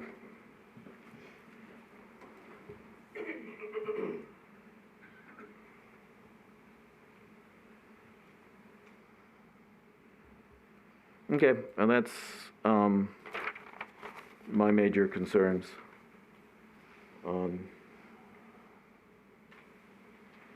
on the ongoing capital. Anybody else have anything?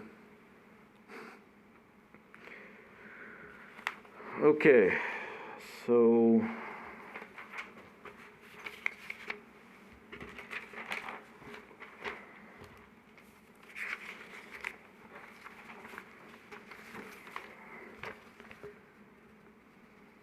okay, so we are good to close that out.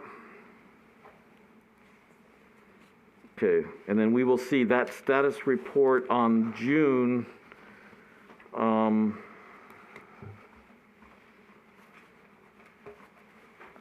I guess we're getting, well, we'll talk about the whether we'd even put it on the agenda because sometimes it's good just to be able to talk about it.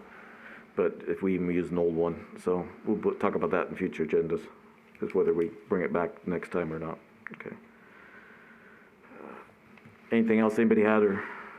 Okay, so we will close that out and go to item number 4 for possible action discussion, the city utility rate resolutions.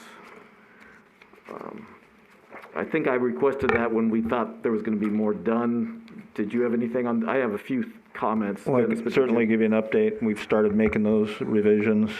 Josh has been working on it as time provides. I think we'll be able to focus on it a little more than we could this week, next week, so we should be able to draft out to you by the end of next week. That'd be great. The one thing I don't think I asked about last time was that when I looked at the resolution for the water, I didn't see where the city, what category the city was on for the water charge.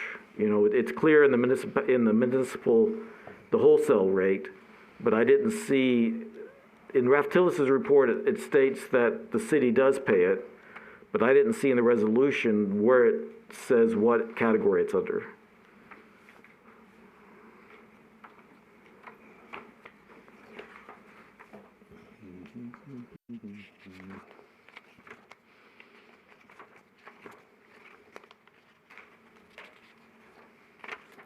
Water.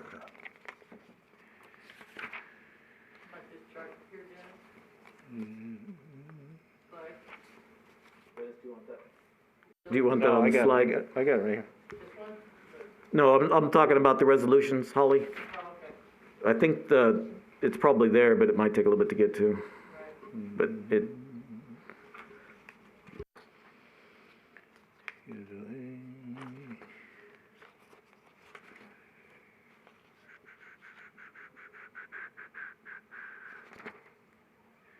You know, other than the item that specifically calls out municipal rates, that's all I'm seeing here. Remember where it discusses all meters categorized as city card shall be charged at the wholesale rate. Is that what you're referring to? Yes, because that's talking about the wholesale, and the service charges and the wouldn't be considered a wholesale rate, I don't think, would it? Right, that's correct. So I guess what I'm looking at is just, again, take another look at the definitions. Yep, got it. So if municipality can be added in the water charge and what category it goes under, what schedule. Yep. And then maybe if you just look at the rest of them, because I think sometimes it's government has said, maybe, I don't know. So government, I would assume, would be like the Bureau of Reclamation and that. So if we can clarify, we don't have to say who the government is, but just to assume that the city is one thing, the government something else, federal government or something. I don't know. Okay. I think that's what I saw in some of that the definitions still were a little vague.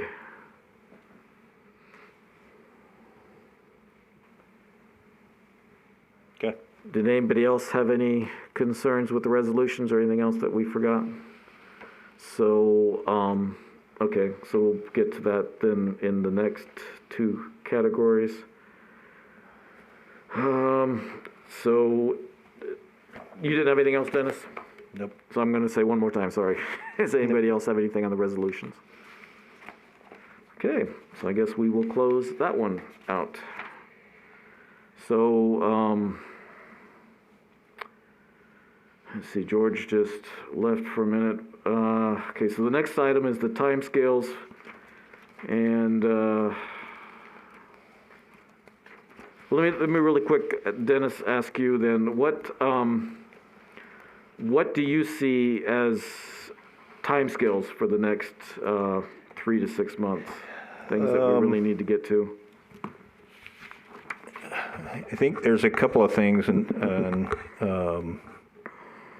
I think this committee, and you guys could chime in here because this is just my thoughts. I do think we probably need to start talking about water conservation a little more.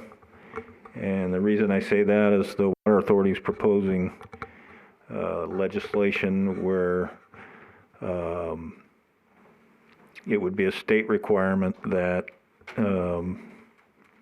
non-usable turf would be required to be removed, or non-functional turf is the right term, would be required to be removed by December 2026. So there's not a lot of non-functional turf in Boulder City, but we do have some churches and some government buildings and some of our own, right out here in front of the police department. That's really non-functional turf. It's essentially the way they define non-functional turf is the only guy that's on it is the guy mowing the lawn. And so that wouldn't include parks, it wouldn't include the golf courses, but I think that's going to force this issue even more, a little quicker than it would have otherwise. And not to mention, usage in the valley has been going up, and even usage in Boulder City is slightly up. So it's just something I think we need to start focusing on. The other one would be the updating the IRP is another agenda item. On the water conservation, is something they're going to bring to council, or is it? So is there a timeline to it? I agree, we want to do it as soon as possible, but is it sooner, or is it a 6 month, or is it 3 month? I guess sort of. It's probably a 3 to 6 month. Okay. Okay. Yeah. So it's short, but it's not. It doesn't have to be next meeting. No, it doesn't have to be next meeting. Okay. I'm just thinking out loud. No, I appreciate it. And again, the IRP doesn't need to be next meeting too, but I think that's a good, in the next 6 months, we should probably contemplate having that revised. On this new mandate that SNWA is talking about, is that going to accelerate our removal of turf in the golf course areas? Remember you said the only person that sees it is a person mowing it, and we've got quite a few thousand square feet of turf that is not being utilized in the public golf course. I know that Public Works has been having conversations with the Southern Nevada Water Authority on the rebate program, and there is some movement to start some of that sooner rather than later. Some of that was tied to the redo of the irrigation system at Boulder Creek. So, because that's, typically that can be the best time to do it is when you're revising the irrigation system, because you're converting everything from sprinklers to, whatever you call those things. So, but yes, that's something I think that's going to move up in the schedule. I just don't know exactly when. I don't have an answer for when they would start doing that at the golf courses or any other facilities. If we're discussing water, I think it's a much bigger issue than just removing non-essential turf. I mean, this was a discussion I had with Mrs. Pellegrino. The water models don't work. They're not predicting. What we're seeing is a much more dramatic reduction in water availability from the Colorado River than they've predicted in their models. And so I think that, and that could actually cause us to get zero energy from the hydro plants. And so I think we should start looking at that as a what if. I'm not saying it's going to happen. I'm saying if something has a 20% chance of happening, and it would be that huge an impact on our city, all these splitting hairs about capital plans, all that goes out of the window if our hydro disappears, and we have to get all our electricity from renewables. I can see a huge, and it's tied to water, I can just see a huge vulnerability there for the whole system, because the cost of batteries is going down, the cost of solar panels is going down, and people will just say, well, I'm going to bail from this. And then the remaining people who are renters, the people at the bottom who don't have a choice, their costs will skyrocket. I think that's something we should at least discuss, rather than just minimizing it and saying, well, we're going to remove a bit of turf here. And George, just make sure you understood, I was trying to give time for you to come back in, so I had asked Dennis what he was suggesting we do. Water conservation was the topic. Underwater conservation was just a piece of it. So water conservation is a major topic that we've never been able to talk about. So, well, I was trying to talk about it with Mrs. Pellegrino, and you silenced me, so it was inappropriate. It's not an issue. It's not on the agenda. Water conservation is not on our agenda. So we can't So why were we discussing it when I walked in then? Because now we are on the agenda in that we have the timescales that we're trying to figure out what we want to do in the future. So what do we want to do in a 3, 6 month or Right, well, that's future? what I was addressing. I think we should address it because it's a bigger issue than the one that he mentioned. That's what I'm talking about. Well, I agree. So, okay, but we have to be careful how much we go into this discussion. The agenda item is what we're going to do. If I understand the rules right, we have limited discussion on the topic if it's not on the agenda. Sure, that's your prerogative as chair. I'm just saying I think it's an issue. It's not a chair, it's the rules that we're given. Show me the rule that says I can't discuss, that we should discuss what happens if the hydro goes to zero. Where does it say that? Greg, can you help me? Or Dennis, somebody? Our consumption on hydro can go to zero because we're part of the Silver State Co-op. There's more than 800 megawatts of solar out in El Dorado Valley. They're all connected into the Meade substation. Well, now he's discussing even more detail. Okay, so No, Greg, what I'm trying to do, is we have a time scale, okay? This is part of conservation that we're talking about. So all I'm saying is, don't worry about the hydro right now. We're talking about water conservation because SNWA, when you stepped out, George, has issued an edict. No, I know that. I know what. Well, that's what we're talking about. So you're now brought up. It's not an edict. They've gone to the legislature and said that they want to put this into law, if I understand. They haven't put a vote to it yet. Yeah. Okay, so what I'm saying is, we're just trying to find out where we're going to stand when this thing comes and hits us upside the head. Yeah, nothing wrong with that, but I'm just saying it's a bigger issue than that, and if we're going to discuss that, we should also discuss these related issues. Or not, if we don't want to. Again, it's a democracy. I'm telling you that your next line of defense will be, oh, we were surprised to find that our hydro keeps going down magically. All these things are tied together.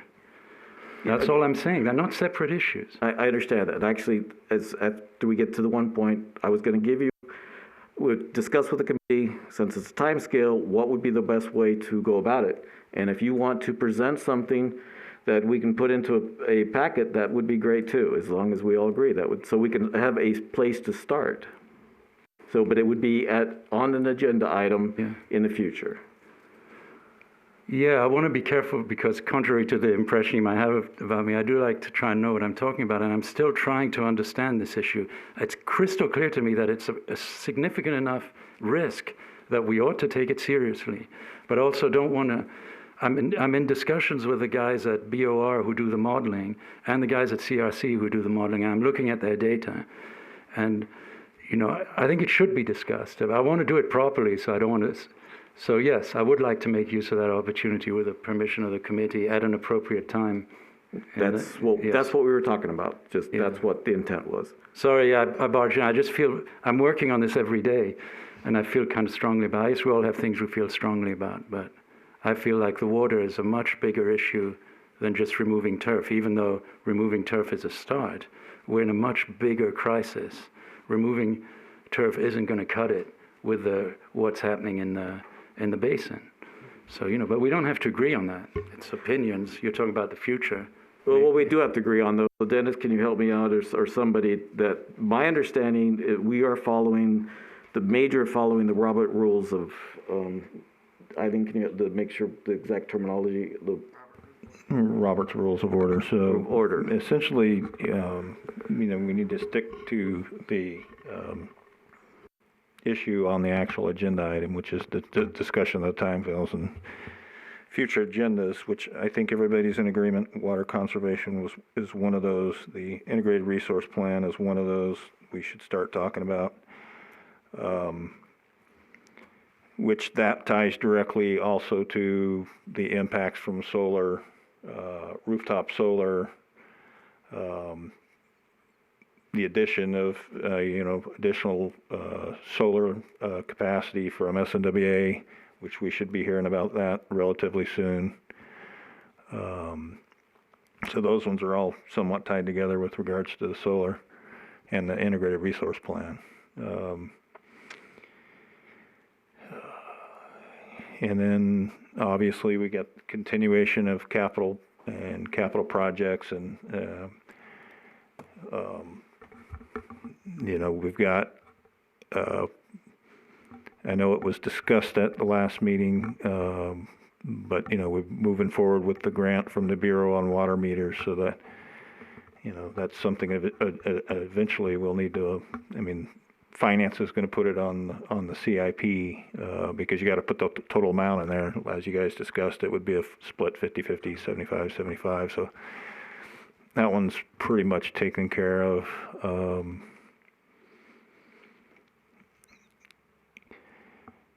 At the end of this fiscal year, as finance starts to roll up, and do their CAFR and finalize numbers sometimes in the fall, we should be able to take that information and reload it into the rate model.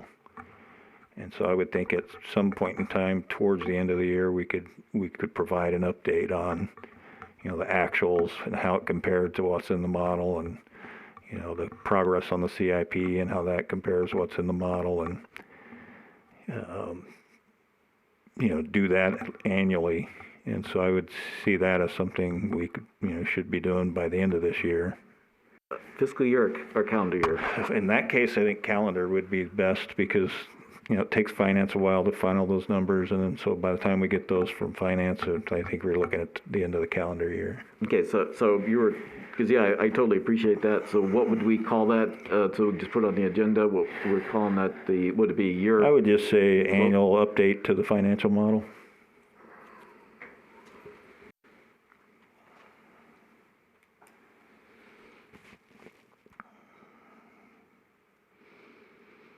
Now, in that case, would we want to, so you're going to update things, would we want to do the rate study analysis at that time, or would that be a separate issue?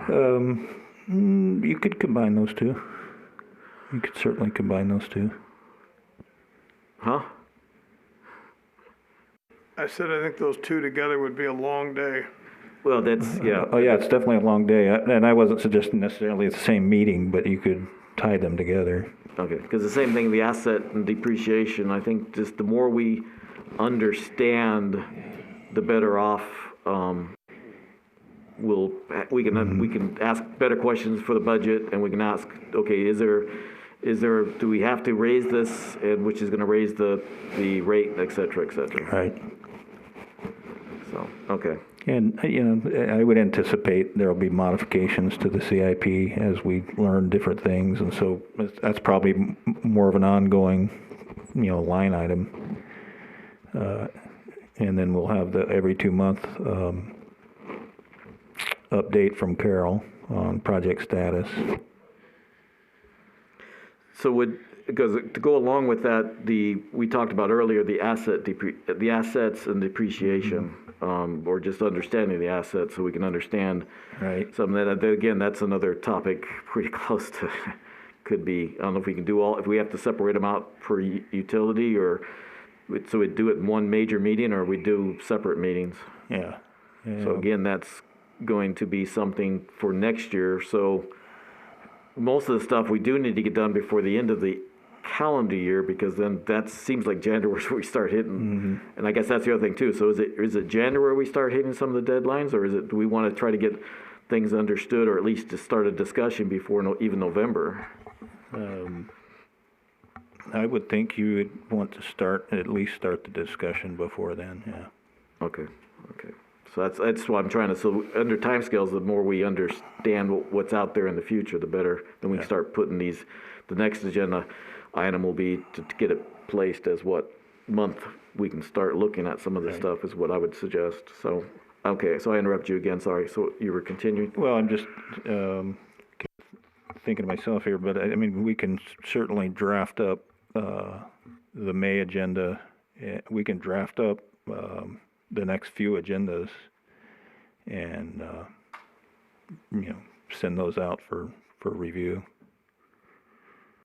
So I guess, George, what I understand with the way the rules are is that we've got a heads up. What I was trying to do is that, okay, so we want to do water conservation, and how soon do we want to do it? So let's say we want to do it in next 2 months. So maybe we do it start in June or July, depending on how busy our May and June is going to be, because we've got a few things that I think we need.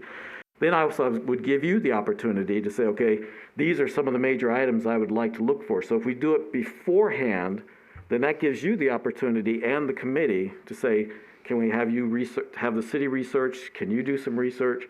Do you want to put something in a packet beforehand that we can all study and understand? It might be useful, yeah. So those are the type of things that we definitely can talk about on the agenda item. But my understanding is the rule says stay to the agenda item and the issue and don't go into, okay, we want to do something in the future.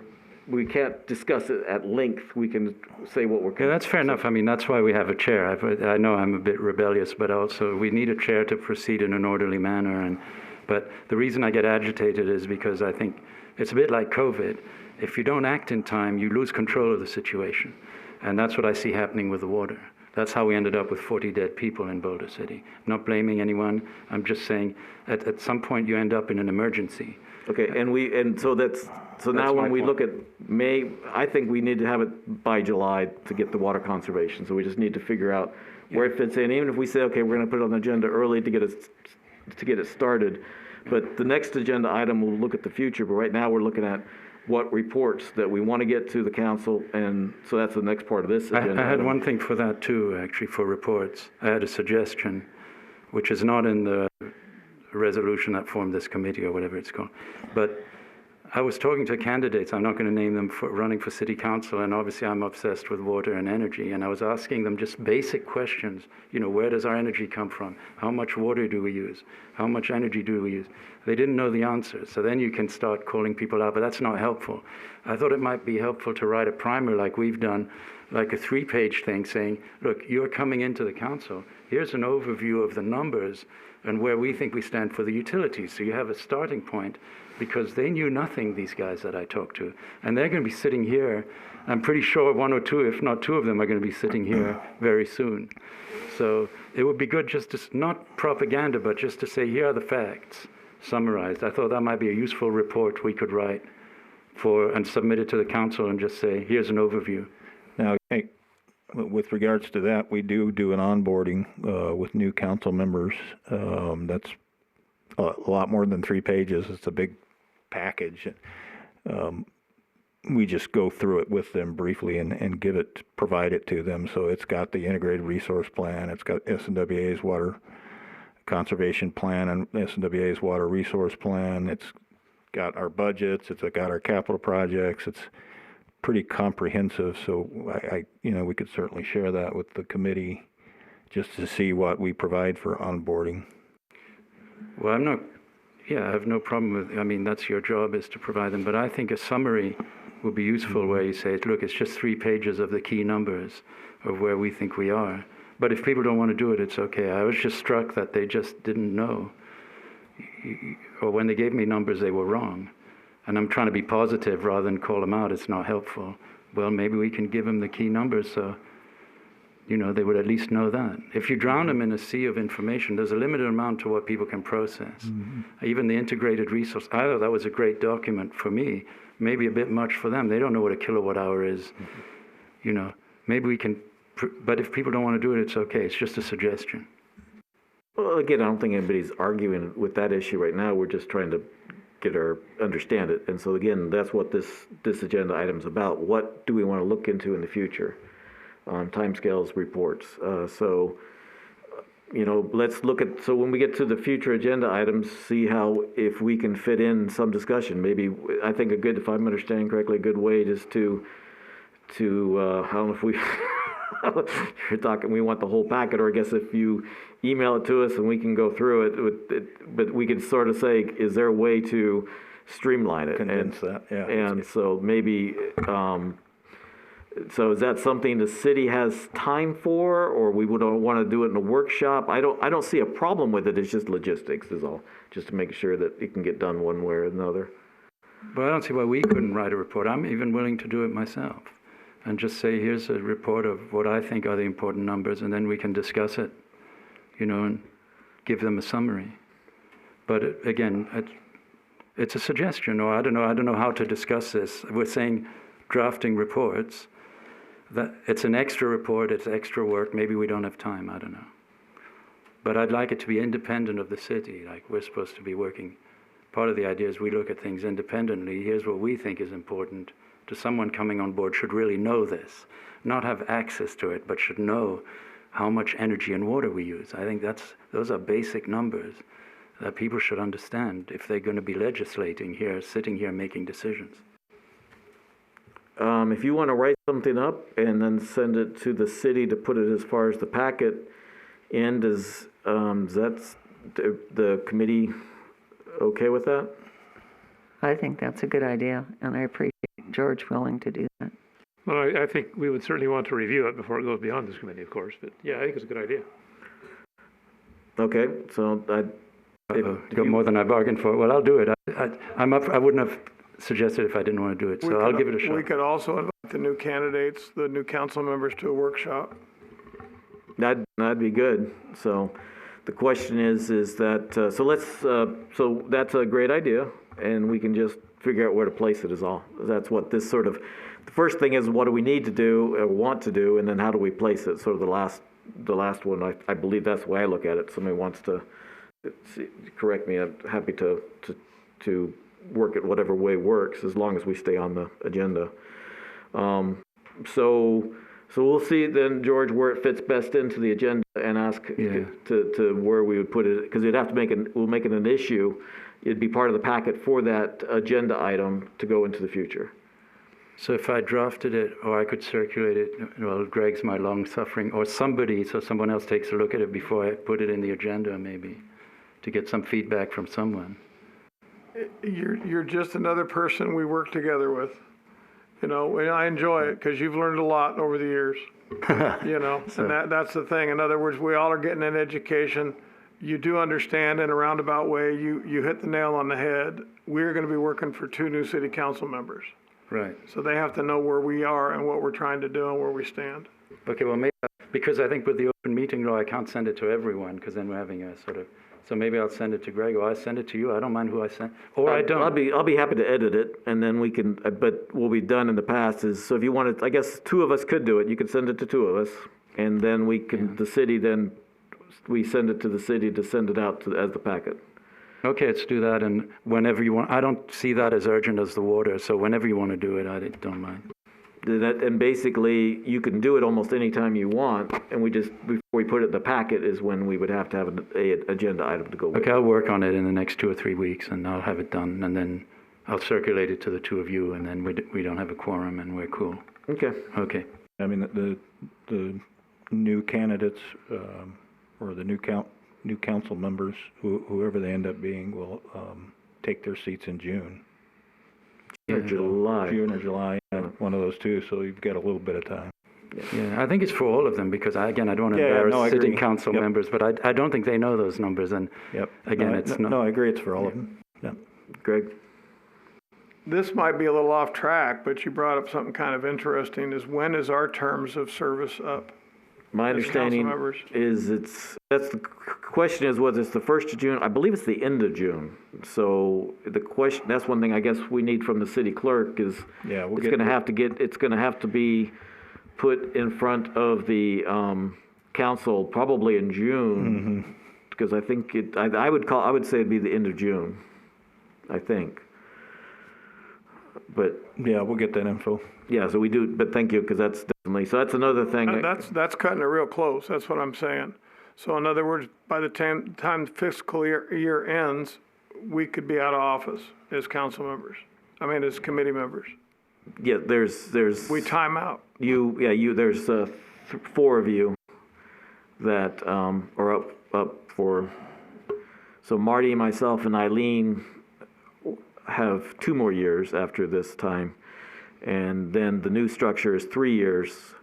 So then you'd be, if you want to continue, then you would tell the city clerk, I believe that's what it is, right? Yeah, I believe Make sure so. the city clerk understands that you want to go forward, and then you'd re-put your name back in, and then they would vote on it at the council meeting.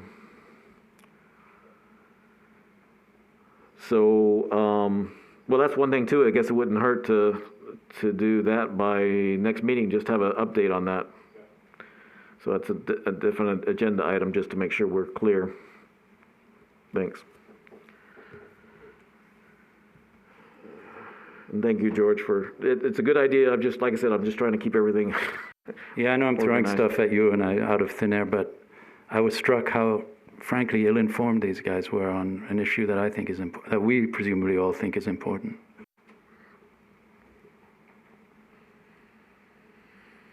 Okay.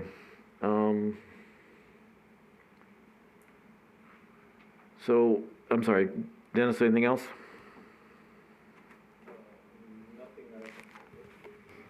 Nothing that I can think of right now, but whoops, that we could add to the agenda later. Okay. Eileen, I think it was last time we talked about doing a report for this budget. I'm not really sure. Do you have an idea? I don't have that great of an idea. I don't know if anybody else does. I thought you had an idea. Is there something you think we can put together, or do we have something enough to give a report to the city council for the fiscal year 22 budget?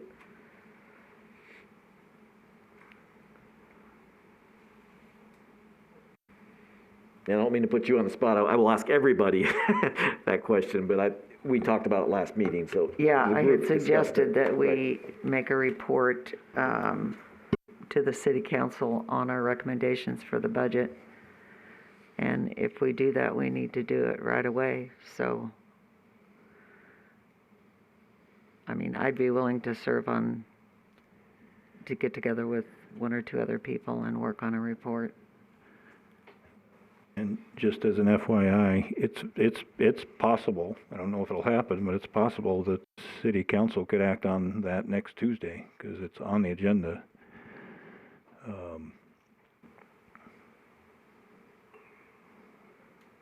Yeah, I don't see how we'd have to have another meeting to vote on it, and Right. so I don't really see that that's something we can do. Right.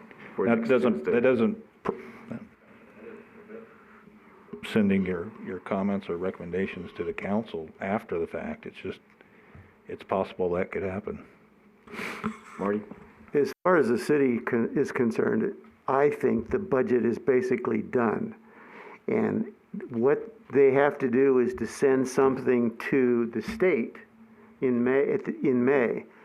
But as Diane kept mentioning today, the COVID budget, well, they change the budget all the time. So, you know, we can certainly, if there are things in that budget that we disagree with or think we need further explanation, I think we can ask for that or talk about it. But the city, that's something that I've never understood, is that the city budget changes as the year goes on. I mean, am I wrong, Dennis? Well, we don't amend the budget, the operating budget, really. I mean, clearly, some things that can come up that can impact it. Yeah. You know, a perfect example is, a requirement by EPA to get a vulnerability and risk assessment done that we didn't know about. So that's a $50,000 item that is impacting the operating budget. But typically, and especially with regard to the enterprise funds, we don't amend the budget very often. We do amend the CIP projects, and those amendments go to council for modification. Well, I was throughout the year. Bringing up her comments about the COVID budget, because things, there was supposedly a hold put on people that you could hire, or things were changed, but but I could be wrong that what the budget numbers reported each month did not change. It was just what you could do or could not do. You're right. That's correct. And there was a pre-COVID budget that we had worked on, and then it took,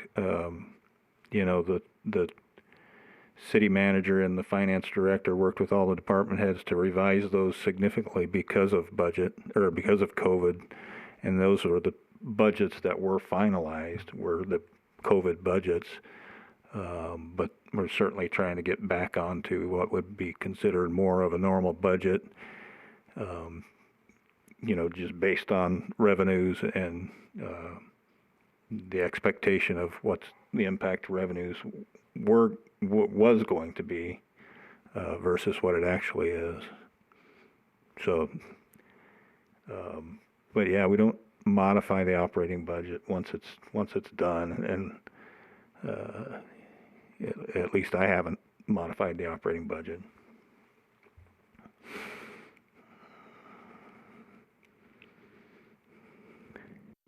So, Marty, just to make sure I understand, so you agree that to put a report together and to just go from there, is that what you're, or saying it is what it is, and so there's nothing we can do? What I was saying, it is what it is, and I don't think there's gonna be anything we could do about it. I mean, I don't know if you want somebody, for us to look at that budget and say, it should have been this, or it should have been that. As I have mentioned to Dennis a couple of times, about the carryovers in the CIP budget. And he says, well, we'll get those done by the end of the year, meaning the calendar year. But some of that $19 million or whatever it is in the electric capital program is gonna flow over into 22. And I don't know that the numbers that I've seen for the capital improvements in the 22 budget don't include some of those things.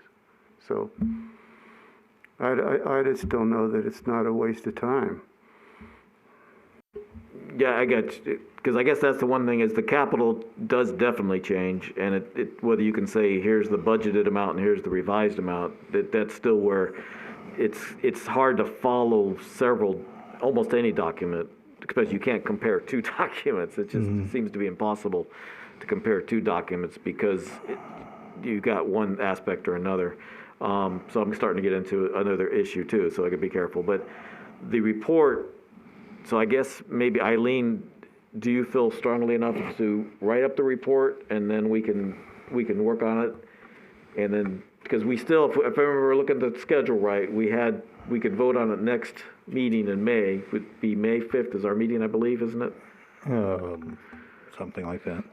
And we could put that on to vote. And so it's basically up to you, Eileen, if you have something or want to write something, and then if people agree that it'd be something, because basically, from what I understand on the resolution that created this committee is that we are to review the revenue requirements, which would be definitely part of the budget. Mm-hmm. And if we have something, if you feel strongly about something and want to try to get their attention, then I fully support that.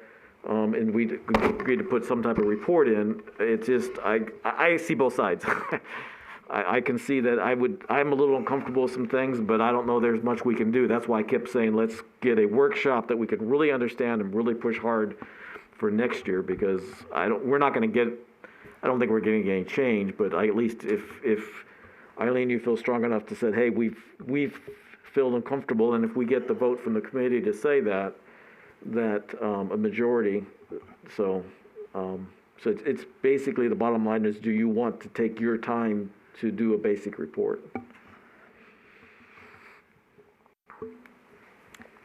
Well, I did take my time and sent my personal opinion to the city council members, so they already know where I stand. I feel like our discussion of the budget got delayed to the point where it's too late to make any recommendation to the city council, and that next year I would like to see us start on this earlier and have finance attend earlier so that we can really get some discussion and get into the meat of the actual budget and not just look at pie charts. Yeah, I agree with that 100%. So does anybody feel that we need to put a report out? Well, we could let them know that. That might be useful for them to know that we didn't get the information in time in order to provide a report. And that's why we're not providing a report. That might be useful to them.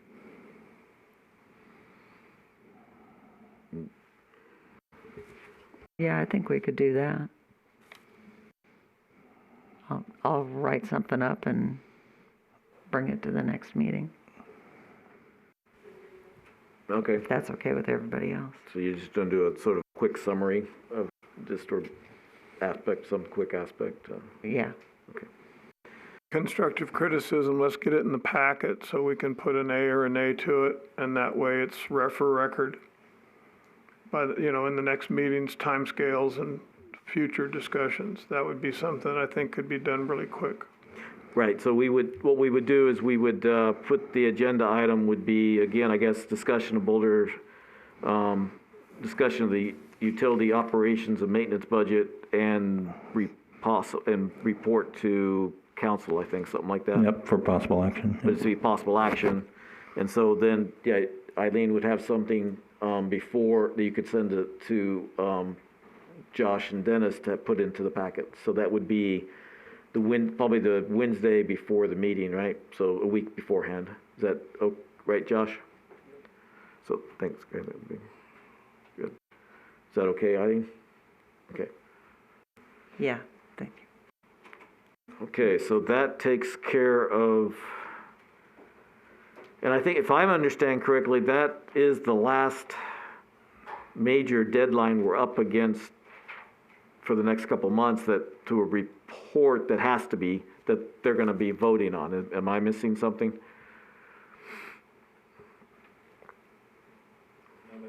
Okay, because we do have some other important issues, but we don't necessarily have to have a report. So is anybody else, did I miss anything? Does anybody else know of anything that we've talked about or they believe that the council needs to see in front of them? Okay, so I think we've got a pretty good list of aspects. The thing that I'll say for timescales, and we'll put it into the agenda, I'd also definitely think we need to do the rate study. We need to start looking at that rate study, and I'd say either next meeting or no later than June, at least start on it.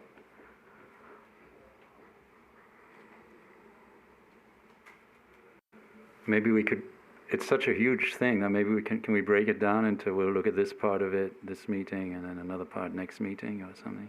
That's it, and maybe what we do is we just say, let's everybody come in with some ideas, so we put the packet out, come in with some ideas, and then we discuss what we can do. But once it's on the agenda, then we can put it in full detail. Oh, you're talking about putting on the agenda to discuss what we want to do about the rate study? No, put it on the agenda that, what I would say is, would we need to put for possible action, would be anything that we'd need to vote on? Because most likely if we would be, in the first meeting, we most likely wouldn't be voting, but sometimes it gives us more leeway. You can always have it on there for possible action. Okay. It just depends on how you define the agenda item. If it's something very specific, as an example, the commercial water service charge, then you might want to be that specific as to there could be possible action related to that. Because what I'd say for right now is just this discussion on the rate, do we need to say Raphtilis's rate study or just the rate study report? The final rate, maybe we should say the final rate study report. Yeah, that's what we did in the previous items. Okay. We just said final rate study. So then what the idea would be that we would be able to discuss anything, but doesn't mean we have to discuss everything in that meeting. We could break it out and we could come back next time and say, so with these two items that you've championed for this 5 and 6 for the timescales and future, help us to do that, then we can say what we need to do in the future. So I guess I would like to see it on the next meeting, and if we can get a good start on it, great. If not, at least we know where we need to do. Okay. And then the resolutions, is that next? We need that on the next meeting, don't we? Yes. May? Yeah, that needs to be done. Okay. So we'll get those out to the committee by the end of next week. For everybody to take a look at, and then if we could get that done at the next meeting, okay, that works. Now, do we want to have a workshop and try to do a short executive meeting in May? Do we want to try that again, or did that not work too well? So we say, okay, we're going to do a workshop. So the 5th would be a workshop possibly, and then a regular meeting for an hour or so if we had to vote on something. That way we could discuss things in a workshop environment, and not, we would vote on the report, we would possibly vote on the resolutions, but we still might be working on the resolutions. Mm-hmm. So that would be good in a workshop. So, but to try to keep it so we don't kill everybody, or sorry, better term, longer, so we don't keep it too much over. I don't know. It's hard to keep it probably less than a 6-hour meeting if you got a workshop with any bit of deal, and then an hour and a half of regular meetings. So we'd start at 1 and at 6 or 7, but we'd try to do our best. So you would go from 1 to I think 5:45, like we thought last time, and start at 6 possibly for the regular workshop, or 5:45 workshop. Mm-hmm. I mean for the regular meeting. Yes. And just, Holly, do you happen to know if there's anybody behind us on the 5th? I don't, and I'm not here that day. You can be as long as you like. No, I don't think there's anything scheduled but you on that day at 1 o'clock. Okay. So maybe I better go to the future items. I don't know if we can discuss either one of the, I think either one these topics we can talk about that, which is better. So as long as, I'll just continue on if nobody feels that's improper use of that agenda item. So what's the feel? Do we want to do 2 to see if there's more flexibility to do it in one day? Do we want to try to have an extra day in May, or what? What does everybody want to do?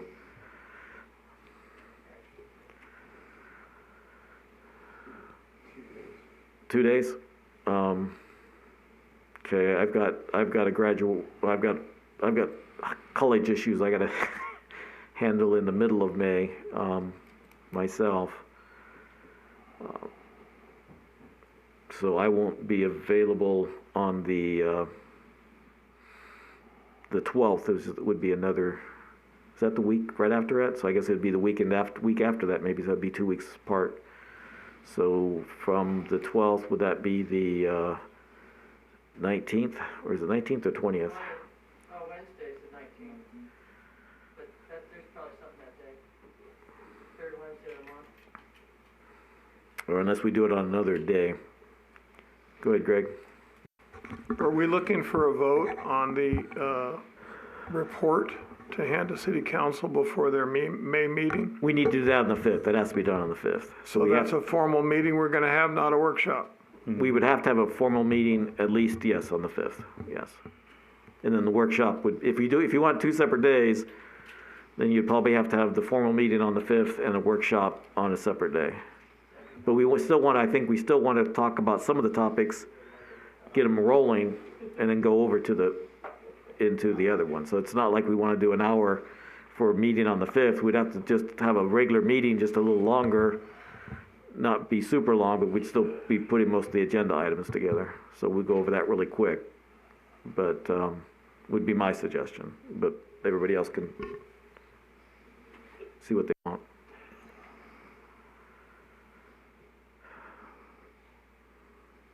So, because otherwise what we need to do is have a full-size meeting, and then the city would have to find out what days, and then because we can't find tonight, it's what it sounds like. I mean, the easiest thing, frankly, to do without having to be concerned with other scheduled meetings is to do the workshop and the regular meeting on that first Wednesday, because we know nothing's scheduled for Wednesday evening. First Wednesday of each month. The UAC is the only one. So if we say go from 1 to, can we go to 5:45 and then try to do the best we can, just have the meeting more voting on the regular, so we do everything we can to keep the meeting within an hour? So that would be 6:45, no later than 7. Is that feasible? That's a long day, I realize. Somebody bring snacks and drinks, we'll be fine. Yeah, I can do that. I'll bring drink? Snacks. I bought them for the last meeting that we didn't get to. Okay, so is everybody okay with that? Yep. Eileen? Okay, I just seen nods and that you. Okay, so now then, so yeah, if we can start then, Dennis, looking at, let's go ahead and, so are we okay with the timescales and reports? Are we done with that agenda item? We'll go to future agenda items. Okay, so we'll close out number 5. We'll go to number 6. And so, what I'm seeing is we have water conservation. We have the IRP. We have capital projects, annual update, and assets. I'm not sure if that's not necessarily the same thing we talked about. So let's see how we want to lump those or how we'll do it. We've got the outline to the, I guess that's one way to call it, an outline to the committee, to the council members of the utility aspects. We've got the term. We definitely want to discuss that next time, or at least bring it up. This shouldn't take long, but just understand the term of this committee. Yep. I had one thing for, again, whether we have a better understanding now, or do we want to talk about the resolution? What created this group? It doesn't have to be right away, but do we want to keep it going for any future agenda? Or does everybody feel like they've got a handle on it? I think the term Dennis used is we can put it on the agenda and we can take and push it out to the next meeting if we have to, if we run out of time. Okay, that's a good point. Because, that way we can carry it forward, I think the term is used. To Something the like next that, meeting. Yeah. Well, it's gonna be a workshop for the first part of the evening, and then it's gonna be a formal. Mm-hmm. So the biggest thing I think you gotta have, if you're gonna make an agenda for the workshop, is we gotta have our report in that workshop that then we can take and hash it out, do what we're gonna do with it, and then when we get to the formal meeting, we vote on it, then it goes out. You know what I'm saying? Yep, no, I totally agree. So that's something you gotta put in your schedule there, is the talk about the report. Right. So we gotta have that on the agenda. And then, like you said, that's a full plate right there, what you're talking about. Mm-hmm. Well, this is future. Sorry, this wasn't. No, when we're talking future, we're talking the rollovers, okay? So, in other words, it's called pick a topic. Okay, so if we're gonna have a 4-hour workshop that day, then let's pick some items that are not gonna take 6 hours to discuss. Because we're gonna go into the formal meeting after that, and that's where we're gonna vote on a couple things. Right. Okay, so I was saying maybe pick 4 of those topics and then cut it off at that. And then we'll take the next 4 topics and carry it to June. No, I agree. So so the one we definitely know, but from what I'm hearing, it could be as little as a half an hour, if I'm understanding correctly. The number one priority is the report to City Council. So we'll put that as item number. See, well, the workshop, we don't, we're only going to have, well, we got the 29th and today's meeting and we're not even sure about today's meeting exact for the minutes. So we have 1 or 2 minutes for the next workshop, the next meeting. So that goes under the regular meeting. So the workshop, I guess we want to do is we start with the report. And I would think we could probably do that in about a half an hour, don't you think? And then same thing with the vote in the next meeting. Is it either we agree or it shouldn't be that much of a deal? Because you're looking at probably like 1 page? Okay. And that was what your thought was too, George, is 1 page? Less than? I thought maybe 3 pages, we're talking about the summary? No, we're talking about the report for the, Oh, yeah, sorry, her report, yeah, whatever she wants, it's her, I'm fine with 1 page. Okay, so you were one pushing for it, so I just want anyway, sorry. I just want to make sure you had a voice in it. Thank you, thanks. So the other one, unfortunately, will be, I think that's going to have to be another agenda item, so not next time. So we start with that. So the resolutions, I guess, then would be number 2. And can we start with the rate study? Just so we can get the ball rolling. And that's 3 of them. And then I guess, do we do the IRP or the conservation to get it, then again, we could roll over if we need to.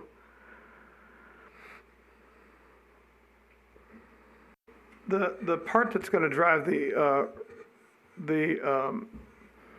conservation portion of anything we do is gonna be what SNWA has got on the plate and what they're gonna vote upon in legislature. And that's supposed to be voted upon next week, I think. If I remember hearing the news correctly, they're pushing it pretty hard and pretty fast. So the thing is what we're talking about, and we can't talk about it really, but SNWA is gonna drive our conservation efforts. Okay, so I'll just leave it at that. So that would be a short topic for the next meeting. So that would be a starting point. Right, and then the other one, the integrated resource plan, which is the full nomenclature of an IRP, but some people that might be watching or listening don't understand what the IRP is. That is a very, very dense document. And we might touch upon it as to give an overview and see if there's stuff that we agree upon or we need to change. But I'm saying that's just a workshop item. But I think we're gonna have 3 hours into what we got on the table right now, especially with the resolutions. Right. So do we want to stop there and then just push? So what we'd be looking at is the report to City Council, for budget, for the fiscal year 22 budget. Maybe that's the better way to do that. So put it clear. The resolutions for water. Now, are you going to revamp sewer too? Can we do that or suggest it, or do we want to wait? Because there's no change in sewer.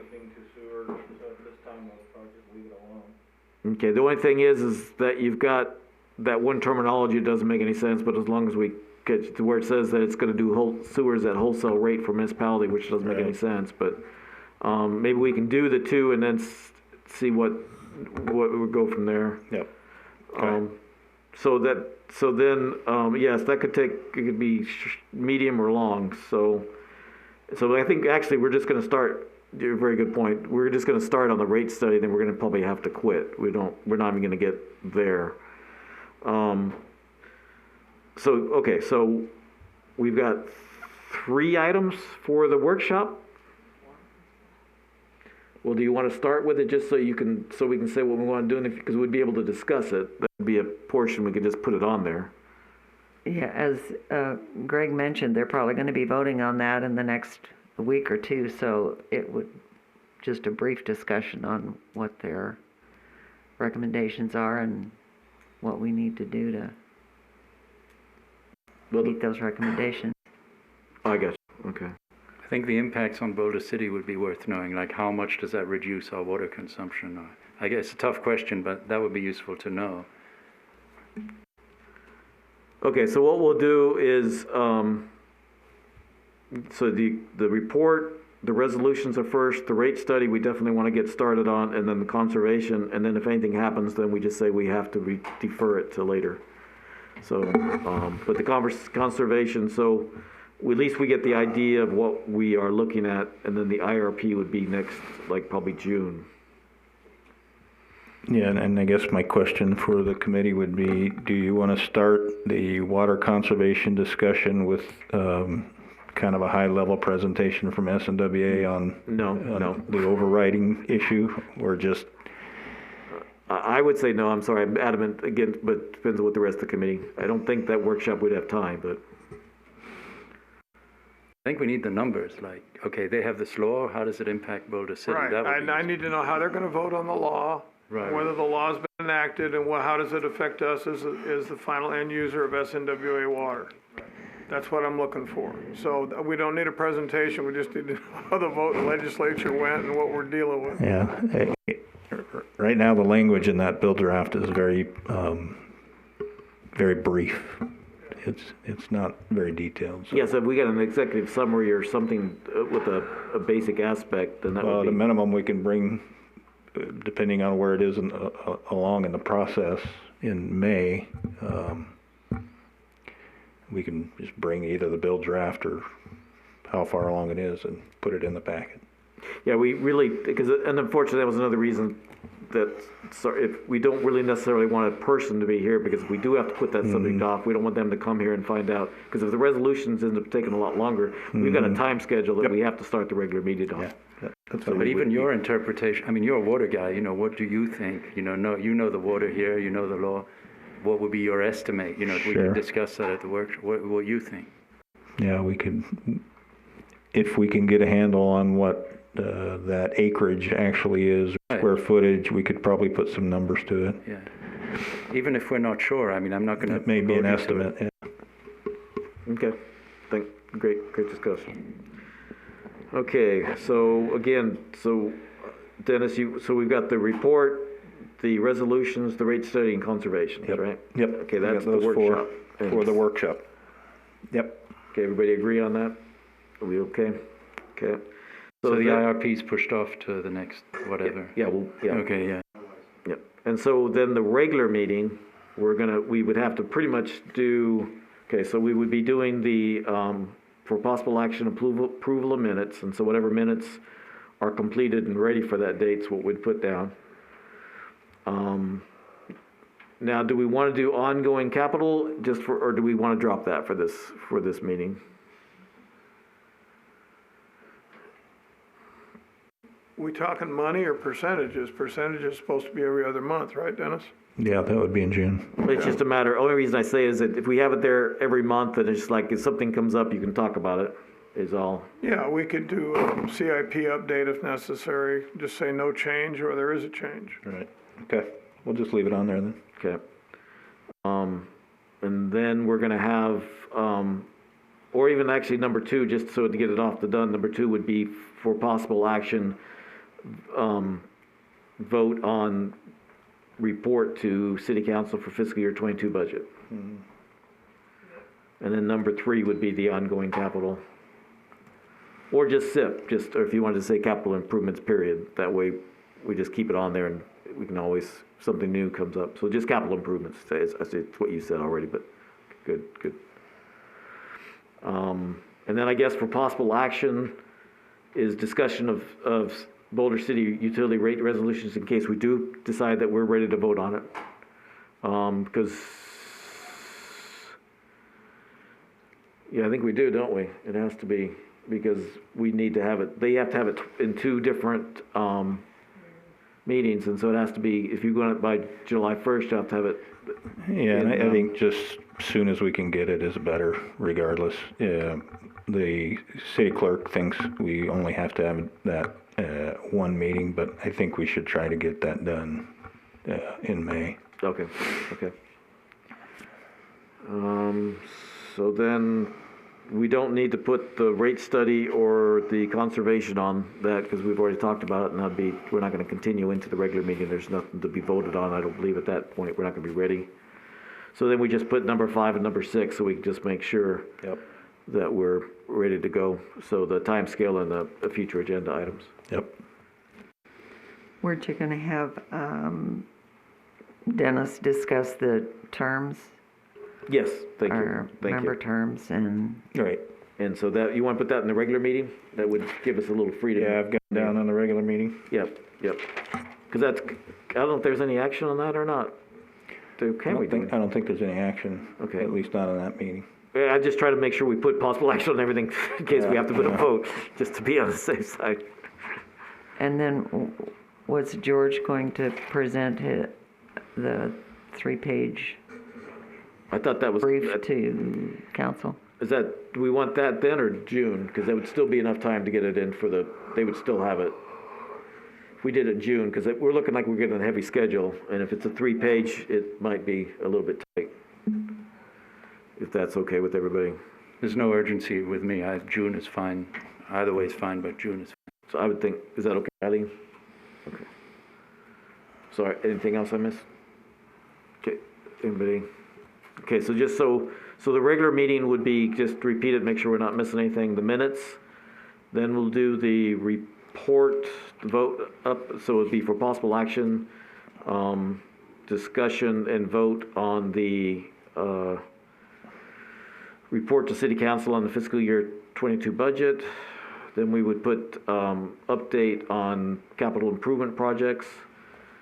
And then we would do, yeah, because we could always move it if needs be. So then we say, for possible action, discussion of Boulder City utility rate resolutions. Yep. And then 5 and 6. Okay. And member terms is going to be on the workshop? Or No, very good. Thank you for reminding me. I'm sorry. So that's going to be, so after the resolutions, then we put the terms, right? So what do we have? Let me see. What do you have? Make sure we're on the same page. We got 1, 2, we have 7 of them? 3, 4, 5, Okay. 6. Okay, and then also, if you don't mind, Josh, just to send it out to everybody again, and then if something missed, then we can just all. Right, yeah, we'll drop both somebody the can send agendas up and send them out. Yep, and now that we have almost a full month between it. There is no need for another, nobody had we were gonna leave the rest of the month free, correct? Nobody? Okay. So in June, then,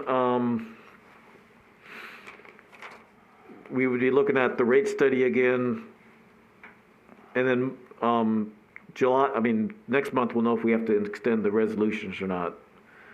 Then we would look at, conservation, IRP, and then possibly the UAC resolution, if need be. But do we want to, yeah, so I guess, and George's outline or 3-page report or whatever you want to call it to council would be in June. Right. Summer. Thank you. Not meaning to stir up a hornet's nest, but in June, do we want to do another workshop formal meeting? That way we can discuss the 3-page report, and if we have some changes that need to be done, we can get it as a committee changed, and then sign, seal, deliver it, and then turn around and vote on it, in that same evening. Why don't we plan on that, and then we can change it next time. Okay, I like it. Yep. So then we'll try, but if everybody keeps, if we look at those items, keep it in mind, then I think we can figure out what needs to be done in June and then in July. Because we've got, so in the solar report, you were gonna do a report for the solar rooftops and stuff like that? Yes. So that would be June, would that be June or July? You need to do Probably time July. Okay, so if we start in June on IRP, just again, like we're doing the water conservation. So I think each time, so we'll have, I'm hoping just as you're saying, so May, we're gonna hit what we have to get done, then we're gonna put the rate study, and then we'll lightly talk about the conservation. Then in June, we'll probably hit the rate study even harder, the conservation a little bit more, and then IRP start on that. And then July, you'll have a report, and so we'll be starting to go, is that what everybody's, I think I'm hearing from everybody? And then whether we do somewhere along the line have to have a workshop where we sort of just say this is a major topic, where we sort of put in like the rate and the assets and depreciation, and say we're going to have a 4 or 5 hour meeting on this general topic, which is sort of the rate, would be a rate. And then that way you can decide, okay, what we want to push for the next suggestion to what the utilities rates would look like in the future, what might happen, possibility. So we just get started on it, so the more we understand, the more we can figure out. So that's, I think the rate study, either in talking about the final rate study, then rates in general, or another one that's going to probably need to be on most of the agendas for some time. Okay, so actually it felt long, but it really wasn't. This was one of our shorter ones, I think. It's not horrible.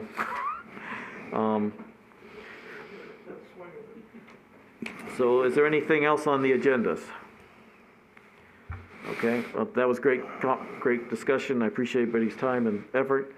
So we will go to the comment period unless there's anything else before the comment period. So I will close out number 6 and go to the public comment period. So again, the phone number is 702-589-9629 for anybody that would like to talk in general.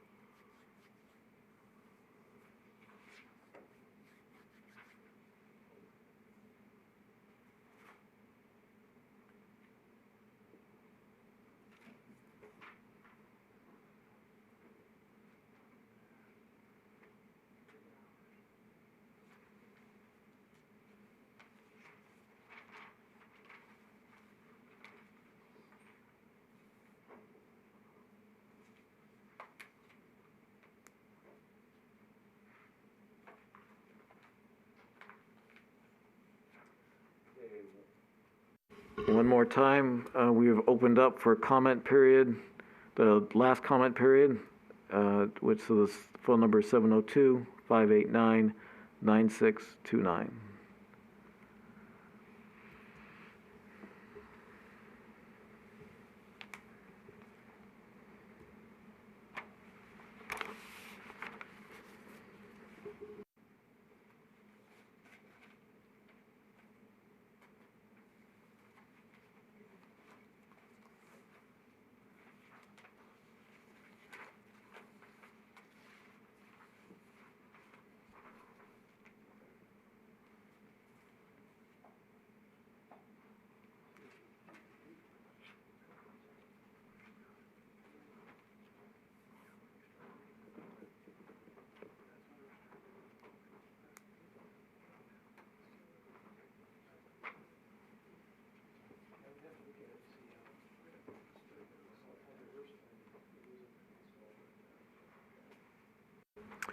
Okay, so we'll close out the comment period. Just as a last comment, can I ask about a few things? There's not an agenda item, but just some cleanup items. Well, there's the one thing we wanted to do, I guess, or can you at least send us out the items? What do we normally go over at the end of, my brain went dead, sorry. Action items, not action items, but deliverables. So, do we want to go over that really quick, or not? Since we have agenda, do we just want to send something out, Josh, and then? Yeah, we'll send something out. Okay, and we can't put that on the agenda. Is that what I understand? Is there a way we can say something so we at the end of the meeting we can? No, I think we can probably just amend one of these line items to include deliverables. Discussion on deliverables. We'll figure it out. Yeah, it'd be for the next, for the regular meeting. That'd be fantastic. So, because even if we don't have time in the workshop, we could do it right in the regular meeting. Okay. And then, so is it helpful when Josh sent out the availability, or do we not need that since we know that it's going to be the first week of the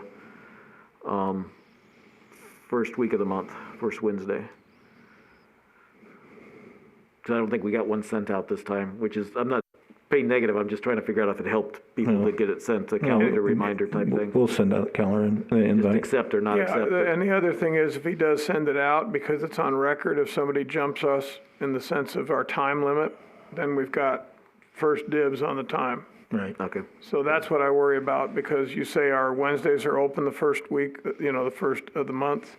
Well, there might be somebody else going, oh, they're not going to be there that long. We'll go ahead and punch in at 7 p.m. and do a meeting.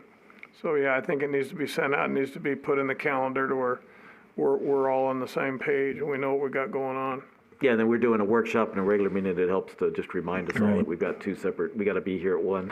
And the other thing is, it also makes sure that we get our meeting scheduled for open meeting law compliance up to Carson City. Mm-hmm. Okay. Yep, okay, so motion to adjourn? I move we adjourn. Second?